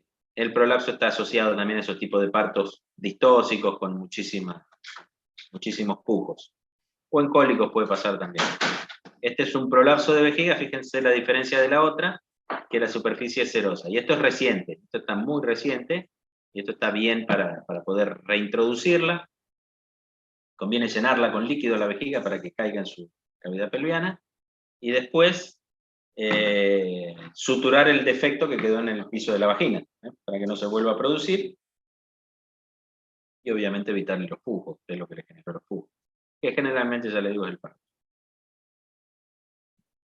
Acá tienen un caso similar al nuestro. Yo les saqué foto, pero la tengo en el otro teléfono, por eso no las pasé a la clase, que es un caso como el que tuvimos en Santa Fe. Un desgarro perineal, esto es lo que yo les hablaba, que se rompe todo con un prolapso de vejiga. Esta yegua hacía varios días que estaba, fíjense el color, ya estaba toxémica, con un aumento importante de la frecuencia cardíaca. En general es grave. En ese caso que ya pasaron varios días, es grave. Esa que tuvimos en Santa Fe se metió adentro por la uretra y se acomodó. No volvió a prolapsar hasta ahora. Este es otro problema que podemos tener, que es el prolapso de la vejiga con prolapso del piso de la vagina, que puede llevar incluso hasta prolapso del útero. En este caso no vamos a ver, la membrana mucosa va a quedar adentro, la membrana serosa va a quedar adentro de la membrana de la superficie de la vagina, de la superficie mucosa de la vagina, que es lo que vamos a ver. ¿Cómo hacemos para diferenciar todo esto? Y bueno, hay que hacer una buena epidural y básicamente palpación, tratar de identificar las estructuras. Cuando es reciente es más fácil, porque si yo veo con esto me doy cuenta que esto es seroso, esto no es la mucosa de la vejiga. Ahora, si pasa como pasó en este caso o en este otro acá, esto está el libro, dice versión de vejiga, yo le creo, pero esto no parece una versión de vejiga, es un desastre. Eso generalmente ya no tiene más arreglo. Pero bueno, básicamente una buena palpación y reintroducir, ahí tiene una yegua con prolapso de útero, después de un parto, fíjense que tiene la placenta colgando todavía. Ahí adentro puede estar la vejiga. O puede estar intestino también, ¿no? Así como habíamos visto la flexura pelviana, fíjense que puede estar el intestino metido ahí. Entonces, si esto me llega a los 2 días que ocurrió, que la agarraron los perros a la noche en el campo, la mordieron toda, se necrosó todo, y yo lo que quiero hacer es una resección en masa para salvarle la vida a la yegua, obviamente que como reproductora no me va a servir más, tengo que tener cuidado de no resecar todo y comerme o la vejiga o la flexura pelviana ahí adentro y hacer un desastre.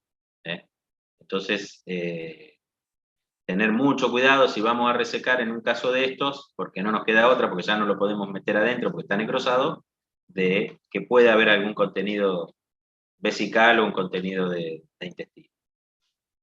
El diagnóstico hay que examinar bien, clarito, con paciencia, tratar de determinar si están las aberturas ureterales, palpación del origen del tejido prolapsado para ver si sale a través de la uretra o si sale por una lesión del piso de la vagina, o lo que estamos viendo en realidad es la vagina, que se vino todo hacia atrás. Pero bueno, en general, cuando pasó hace poco, es bastante simple, digamos, nos damos cuenta. Cuando pasó hace un par de días, que es todo un desastre, es muy difícil, en general el pronóstico ya es malo. ya vienen en muy mal estado. El tratamiento, lavar, determina la viabilidad del tejido. Hay que sí o sí, para poder reintroducirlo, disminuir el tamaño. Nosotros, bueno, la cistocentesis, si tenemos líquido, por ejemplo, en el prolapso de vejiga, tenemos que vaciarlo. Pero muy importantes son las soluciones osmóticas. Normalmente utilizamos, yo uso mucho sal inglesa, o si no, con azúcar. Algodones con azúcar, bien embebido en azúcar, y se lo coloca, y se achican un montón, y con masaje, como para reducir el edema, se achican un montón. Y después, lo que yo le decía, una vez que lo pudimos reintroducir, es la dilatación de la vejiga con agua estética, para que vuelva a su sitio. ¿Cuáles son las complicaciones que podemos tener? Bueno, cistitis, pielonefritis ascendente, paresia vesical, que queden como secuela, necrosis de la vejiga, que es un problema grave porque nos va a derivar en una peritonitis y va a terminar seguramente con la vida. Recuerden ustedes este grafiquito como para acordarse que la vejiga tiene su irrigación, ¿sí? Y que si esto salió hasta allá afuera, seguramente todos estos vasos sanguíneos, sobre todo este que está acá en la parte más craneal de la vejiga, es muy posible que se haya roto. Entonces yo hice todo bien, a tiempo, está todo bárbaro, le metí agua, se llenó la vejiga, quedó en su lugar, pero si se cortó esta arteria, esto se enmenecrosa a las 48 horas y se muere. Entonces tenemos que acordarse. Entonces, este grafiquito también está bueno para repasar. La eversión se da vuelta a esto y sale hacia atrás. Y el prolapso de vejiga rompe esta parte del piso de la vagina y sale todo, se da vuelta hacia afuera y sale hacia afuera. Lo que yo estoy viendo es esto, la parte serosa. Una cistoscopía con una necrosis como complicación. Acordarse solamente eso para dar el pronóstico. Que por más que hagamos todo bien, posiblemente no tenga. Algo similar nos pasa, y nos pasó la otra vez con una cesárea, con un prolapso de recto. Hubo un prolapso de recto grande de la yegua, se lo reintrodujeron en el campo, la mandaron para la cesárea, le hicimos la cesárea, y a las 48 horas la yegua se murió. ¿Por qué se murió? Porque se necrosó toda la parte del recto. Durante la cirugía hizo 2 veces el prolapso más, hubo que reintroducirlo, era casi como el brazo mío, el largo del prolapso. Lo reintroducimos, le hicimos una sutura en jareta en el ano para que no se vuelva a salir, pero lamentablemente ese prolapso arrastró la irrigación del recto, y por más que nosotros lo volvimos a meter a su lugar, nunca funcionó. Esta es una patología bastante común, que es la rotura de vejiga. No está de casualidad la foto del potrillito, sino porque la mayor frecuencia que se produce en animales recién nacidos. En adultos puede ser secuela en una yegua madre de un parto, así como se produce una eversión de vejiga, un prolapso de vejiga, puede pasar una rotura, pero es más raro. O secuela de alguna obstrucción, como por ejemplo vimos en ese caballero que tenía el urolito en la uretra, la litiasis uretral. Pero bueno, eso no es común para nada. En los potrillos sí, es bastante, no es común, pero 0,05 a 1%, cada tanto aparece uno. El diagnóstico es bastante simple para el que está en el ARA. ¿Por qué? Primero porque lo va a ver, los potrillos se levantan, maman y orinan. Se levantan, maman y orinan. Lo primero que llama la atención es que el potrillo no orina.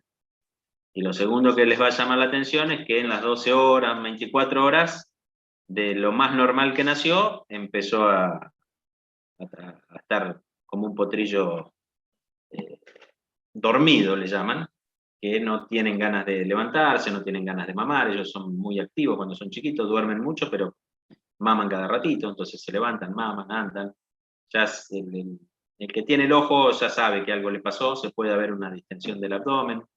No siempre la rotura de vejiga está la vejiga rajada de lado a lado, entonces hay una gran pérdida de orina, todo lo que orina va al peritoneo, sino que a cavidad abdominal, sino que a veces las lesiones de la rotura de vejiga son chiquitas, entonces hay una pérdida por goteo, digamos, y nos va dando una azotemia postrenal que se manifiesta por ahí a los 3, 4, 5 días. Entonces es importante en ese caso hacer el diagnóstico correcto. ¿Qué se puede hacer? Fíjense que es 24 horas o más después del nacimiento. Lo vamos a tener como depresión, con distensión abdominal, a veces hacen cólico. El diferencial de cólico en un neonato es la retención de meconio, es lo primero que hay que tratar de descartar. No tienen ganas de mamar y la normalidad en la micción. Ya les digo, la mayoría no orinan, pero algunos que tienen una lesión chiquita sí pueden orinar y nos pueden llegar a confundir. Es decir, tienen rotura de vejiga y nos van a decir, no, pero si está orinando. Si tiene rotura de vejiga no tendría que orinar. Y a veces pueden llegar a orinar. Esto es lo común. Lo que pasa es que esto es lo que es común también en el que tenga retención de meconio, ¿eh? Esa posición como de hacer fuerza para orinar o para bostear, levantan la colita. Y sí, lo que se ve en este potrillito es un abdomen bastante abultadito. Hoy puede haber edema también a nivel del pene. Hoy es está bien distendido. En todos los aras hay ecógrafo, entonces el diagnóstico se hace bastante más simple que lo que era hace muchos años atrás que no había ecografía. Si uno mete el ecógrafo y ve líquido libre en el abdomen, es una urgencia. Esto si no se opera enseguida, el resultado... Los potrillos se compensan muy rápido, pero se descompensan muy rápido también. Entonces, es una urgencia quirúrgica, se tiene que derivar rápidamente a un quirófano para hacerle la cirugía. Siempre se lo trata primero antes de anestesiarlo, de estabilizarlo, porque empiezan con trastornos electrolíticos, como si fuera una insuficiencia renal. Puede haber taquicardia, hay aumento del cloro, del calcio, del potasio, entonces hay hiponatremia. Bueno, entonces la cuestión es que hay que tratar primero de estabilizarlo, de vaciar el abdomen no de manera brusca porque lleva a una hipovolemia de golpe, sino que se vacía el abdomen de forma lenta y después se entra a cirugía. Ahí se está sacando por abdominocentesis. Normalmente no es necesario medir creatinina. Si tenemos duda, por ejemplo, en esos casos donde no hay mucha cantidad de líquido, podemos sospechar otra cosa, podemos medir creatinina en el líquido peritoneal y nos va a dar altísima. Y bueno, no hay otra. Antiguamente, esto ya casi que no se usa más, salvo que no tengamos ecógrafo, pero hoy en todos los aras hay ecógrafo. Era la infusión de azul de metileno, por ejemplo, a través del uréter. Se canalizaba a través del pene, se colocaba un poquito de azul de metileno, y después tomábamos una muestrita del abdomen, y si salía azul, sí o sí está rota la vejiga, no hay otra posibilidad. Pero ya les digo, hoy con el ecógrafo eso no hace falta. Esto es lo que veríamos en la ecografía, gran cantidad de líquido a nivel de abdomen suelto, fíjense que ni se ve el intestino, y podemos ver el defecto a nivel de la vejiga. Cistoscopía en el adulto. En el potrillo, una cistoscopía, tenemos que tener un endoscopio pediátrico, ¿no? Eso nadie lo tiene, y en el adulto, bueno, es una posibilidad. El quirúrgico, en el potrillo chiquito sí o sí es quirúrgico. Hay algunos reportes de tratamiento conservador en caballos adultos, en el cual es bastante complicado acceder por la parotomía a la vejiga para suturarla, entonces se han intentado sondear la vejiga, bañar el animal en antibióticos y dejarlo, por ejemplo, una semana con la sondita puesta para que la vejiga no se distienda y esperar a que cicatrice. Hay casos reportados de que no son muchos, porque no es algo común, pero bueno, sería una posibilidad a tener en cuenta en el caso de que no se pueda hacer la cirugía. ya les digo, en el adulto, en el chiquitito, en el potrillo recién nacido, sí o sí es quirúrgico rápido, y si está estabilizado no es de mal pronóstico. Es casi como si fuera ¿cómo es? Un uraco persistente, muy similar a la cirugía. Bastante sí. ¿Por qué? Porque la vejiga está ahí nomás del ombligo, es grande, el acceso en el potrillo es súper sencillo, distinto en un adulto que el acceso a la vejiga en el macho sobre todo es bastante complicado porque está casi en cavidad pelviana. Bueno, esto es lo que habíamos hablado, corregir la alteración electrolítica, sobre todo la hipercaliemia, la eliminación gradual del exceso del líquido peritoneal. Ahí tienen una rotura de vejiga, esta es la serosa, esto es la membrana mucosa. Pero fíjense que el acceso de la incisión de la laparatomía es bárbaro, es buenísimo. Podemos retirarla. Esto en el recién nacido. En el caballo adulto esto no la van a sacar así, es mucho más difícil. Similar a lo que pasa en el uraco persistente, la cirugía es bastante similar. El uraco sirve de conexión entre la vejiga y la cavidad alantoidea, después se produce un cierre en el nacimiento y puede haber fallas en ese cierre, o puede ser una permeabilidad congénita, puede ser por alguna inflamación, como alguna infección, que puede ser una permeabilidad química. Los síntomas son pelos húmedos alrededor del ombligo, goteo de orina en reposo durante la micción, y ojo, que está en rojo, porque muchas veces los dueños no le dan importancia, pues gotea un poquito por el ombligo, no pasa nada, pero es el origen de infecciones hematógenas. ¿Cómo termina esto? Con una poliartritis séptica. Entonces, y ese potrillo, una poliartritis séptica de un servicio que posiblemente lo han pagado en dólares, aunque sea $3.000, $4.000 un servicio, en un potrillo porque gotea 2 gotitas de orina por el ombligo, no le dan bolilla, y termina arruinado con una poliartritis séptica.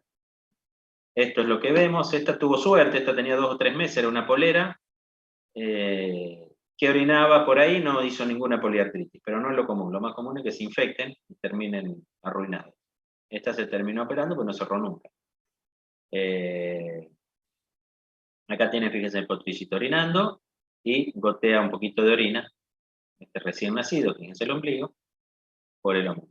Esta ya tenía un par de meses, fíjense cómo se hizo ahí alrededor y por ahí orinaba. El tratamiento por eso, que habíamos hablado de las infecciones ascendentes, debe ser urgente. Sobre todo determinar si el potrillo calostró bien, si tuvo algún problema en el parto, por ahí es posible incluso que no haya calostrado bien, ahí se los trata con plasma, para darle una buena inmunidad, y después el tratamiento primero se hace un tratamiento médico, la mayoría responden, que es con un hisopo estéril, se hace con yodo al 2%, nitrato de plata, 2 veces por día, 3 o 4 días. Eso genera una cauterización del uraco, inflama y generalmente cicatriza. Si no cierra con ese tratamiento en 3 o 4 días, el problema pasa a ser quirúrgico. Y sí o sí hay que sacar el uraco y cerrar la vejiga. Acá tenemos las arterias, la vena que va al umbilicales, y venas umbilicales, que esta va al hígado, el otro va hacia atrás y forman los ligamentos en la vejiga, y en todos estos niveles puede haber abscesos.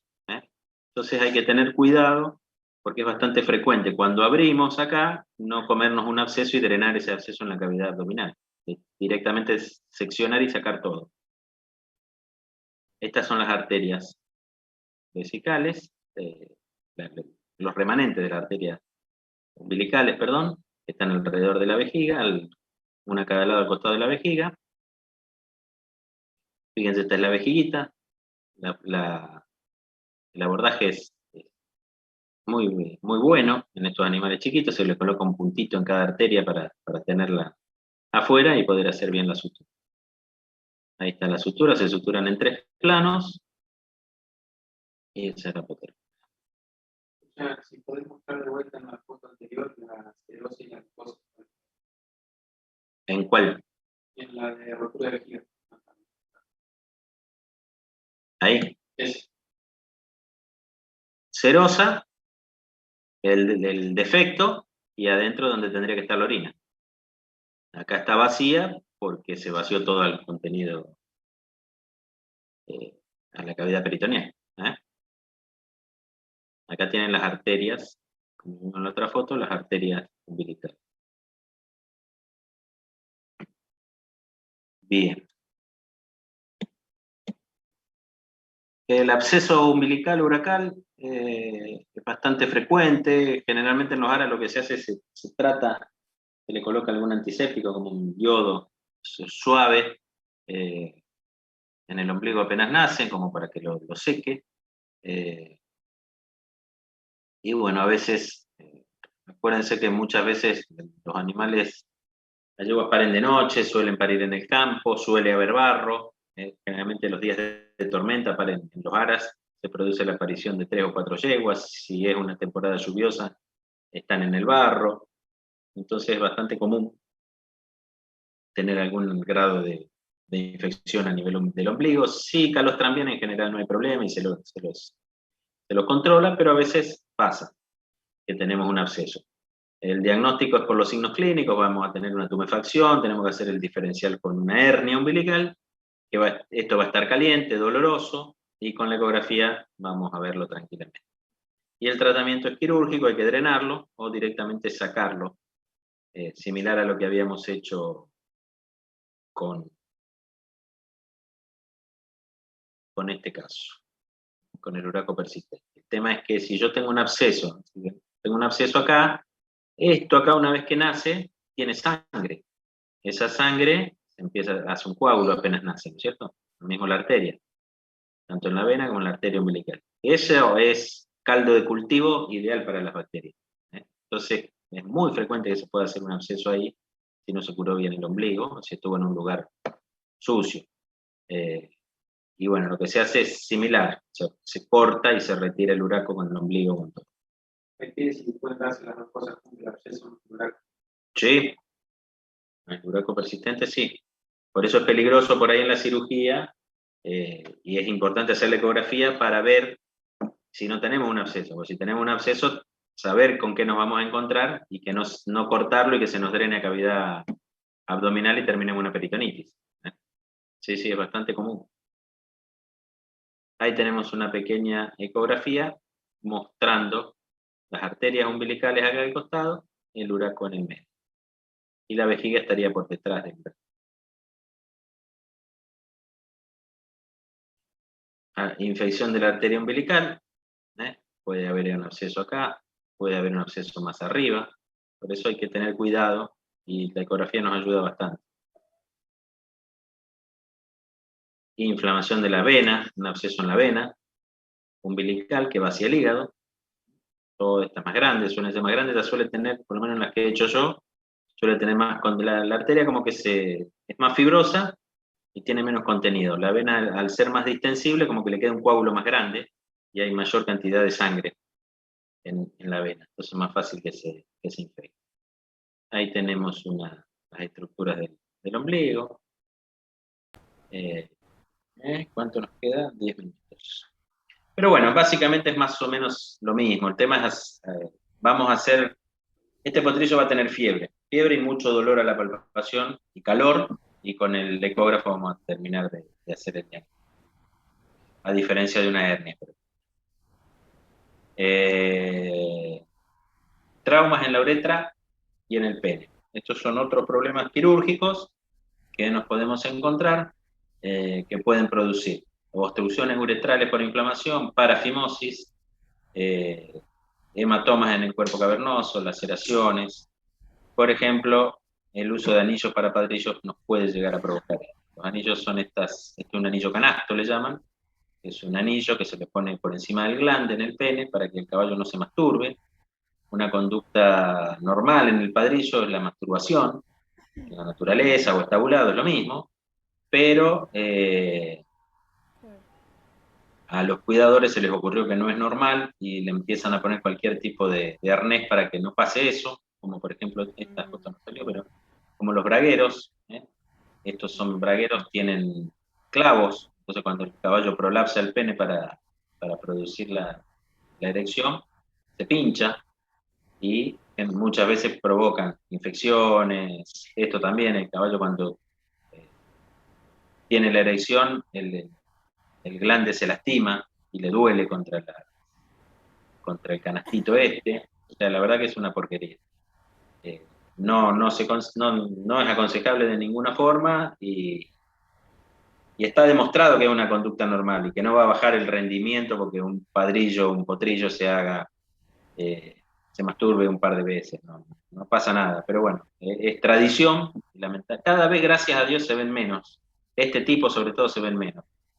Algunos le ponen un hilito, le atan un cordón, o sea, hacen cualquier cosa, pero en general lo que uno trata de eso, de sacarlo y ahí sí es un trabajo nuestro, el convencerlos con conocimiento, decirle, mire muchacho, esto está estudiado, se estudió que es una conducta normal y que no le va a afectar el rendimiento, ni el estado, ni nada. Esto es un hematoma, una parafimosis, no puede reintroducir el pene. Generalmente esto no es por un problema de un braguero, de un anillo, sino por alguna patada, por ejemplo, un padrillo que han largado con una yegua, y lo pateó la yegua cuando lo fue a hacer el servicio y se produjo ese hematoma que son bastante complicados de tratar. Se deben tratar rápidamente porque si no después lo que es la fisiopatología de estos hematomas en el pene, si uno se pone a leer el funcionamiento del cuerpo cavernoso, todo lo que tiene, todo lo que comprende es impresionante. Y realmente es muy complejo y está demostrado que si eso no se resuelve en 24 o 48 horas, muchas veces le va a quedar una parafimosis permanente, una imposibilidad de retraer el pene y terminan con una falectomía esos caballos. Entonces el tratamiento tiene que ser rápido. El tratamiento se hace con AINES, con frío, con presa, se puede drenar el hematoma, pero rápido, o sea, si se produjo reciente. Si ya pasaron, como generalmente, lamentablemente, cuando nos consultan a los 20 días, doctor, lo largué con la yegua y lo pateó, ¿y cuánto hace que está así? Hace un mes. Hace un mes. Haga lo que haga, lo más probable es que no vuelva ese pene a su lugar normal. Entonces, es importante actuar rápido. Con todo este tipo de arsenal que tenemos de AINES, con presa osmótica, masaje, drenaje, todo. Pero rápido. Alteraciones neoplásicas, anomalías, neoplasias en las vías urinarias, estos son los que están descritos. El más común es el carcinoma de célula escamosa en el pene, sobre todo en los caballos despigmentados, como sean overos, tobianos, uréteres ectópicos o uroperitoneos, de las anomalías que se pueden ver congénitas. Carcinoma de células escamosas en la vejiga, poco frecuente, en general son animales viejos, en general cuando los primeros síntomas son hematuria, que hay que hacer un diferencial con litiasis vesical. Lo que pasa es que generalmente cuando te consultan de este tipo de caballos, que son caballos viejos, que generalmente son de campo, ya tienen pérdida de peso crónica, ya cuando ya lo ven mal, ahí hacen la consulta y el estado es avanzado. El carcinoma de células escamosas es un tumor que no hace metástasis habitualmente, es por ahí, con mucho tiempo en ganglios regionales, pero sí es destructivo, localmente invasivo, que va comiendo todo el tejido noble. Entonces es muy poco lo que podemos llegar a hacer cuando está tan avanzado. El diagnóstico está bueno por cistoscopía, ecografía y tacto, se puede hacer sin problema. Hay una cistoscopía de carcinomas de células escamosas, ahí hay otros, esto es un leiomiosarcoma, esto obviamente se hace con laboratorio. Acá están haciendo esto no es mío, están haciendo una resección de un tumor. En general es el pronóstico no es muy bueno, pues está tan avanzado que yo lo recorto a esto, pero lo más probable es que haya micrometástasis y con el tiempo tenga una recidiva. Generalmente hay que ser bastante pesimista con el pronóstico de estos caballos, pero bueno, a veces se puede suceder de que lo quieran operar. En el pene tienen este tipo de carcinomas, sí, este tamaño casi una pelota de fútbol era, caballo viejo, como de 20 años. Este lo habíamos operado acá en la facultad, este es otro tipo de manifestación, fíjense que no es un caballo despigmentado, pero empiezan así. Estos son muy difíciles de tratar, porque, fíjense, ahí está como comido. ¿Por qué difícil de tratar? Porque yo, en general, solo extraigo el pene lo más que pueda y no sigue hacia adentro. Y no le puedo sacar todo el pene.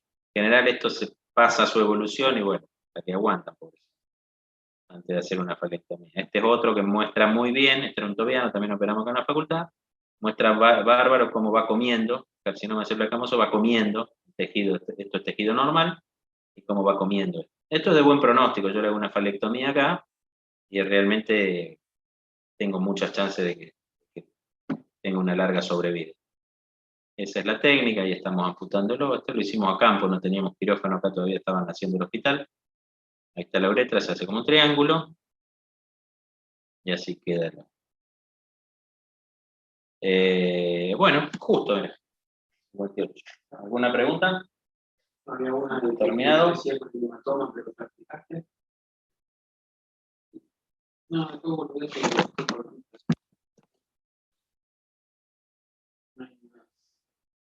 Bueno, estos serían básicamente las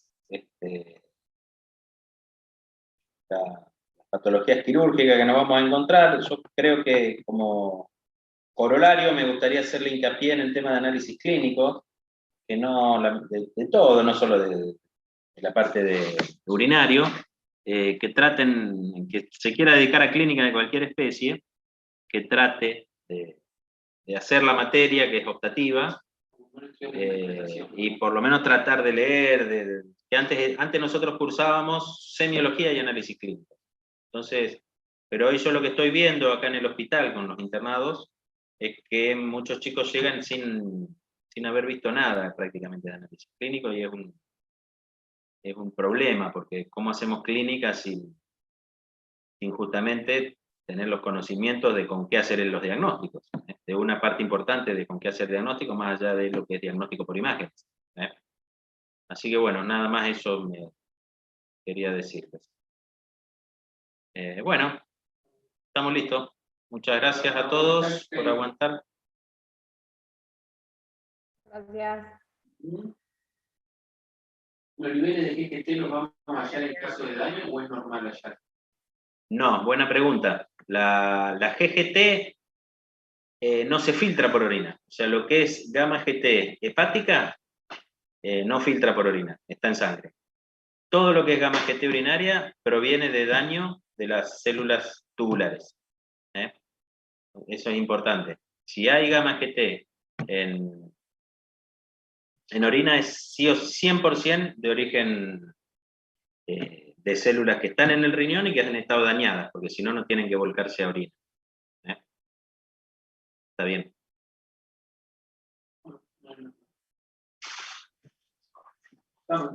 ¿Estamos listos? Bueno, chicos, hasta luego. Gracias, hasta luego.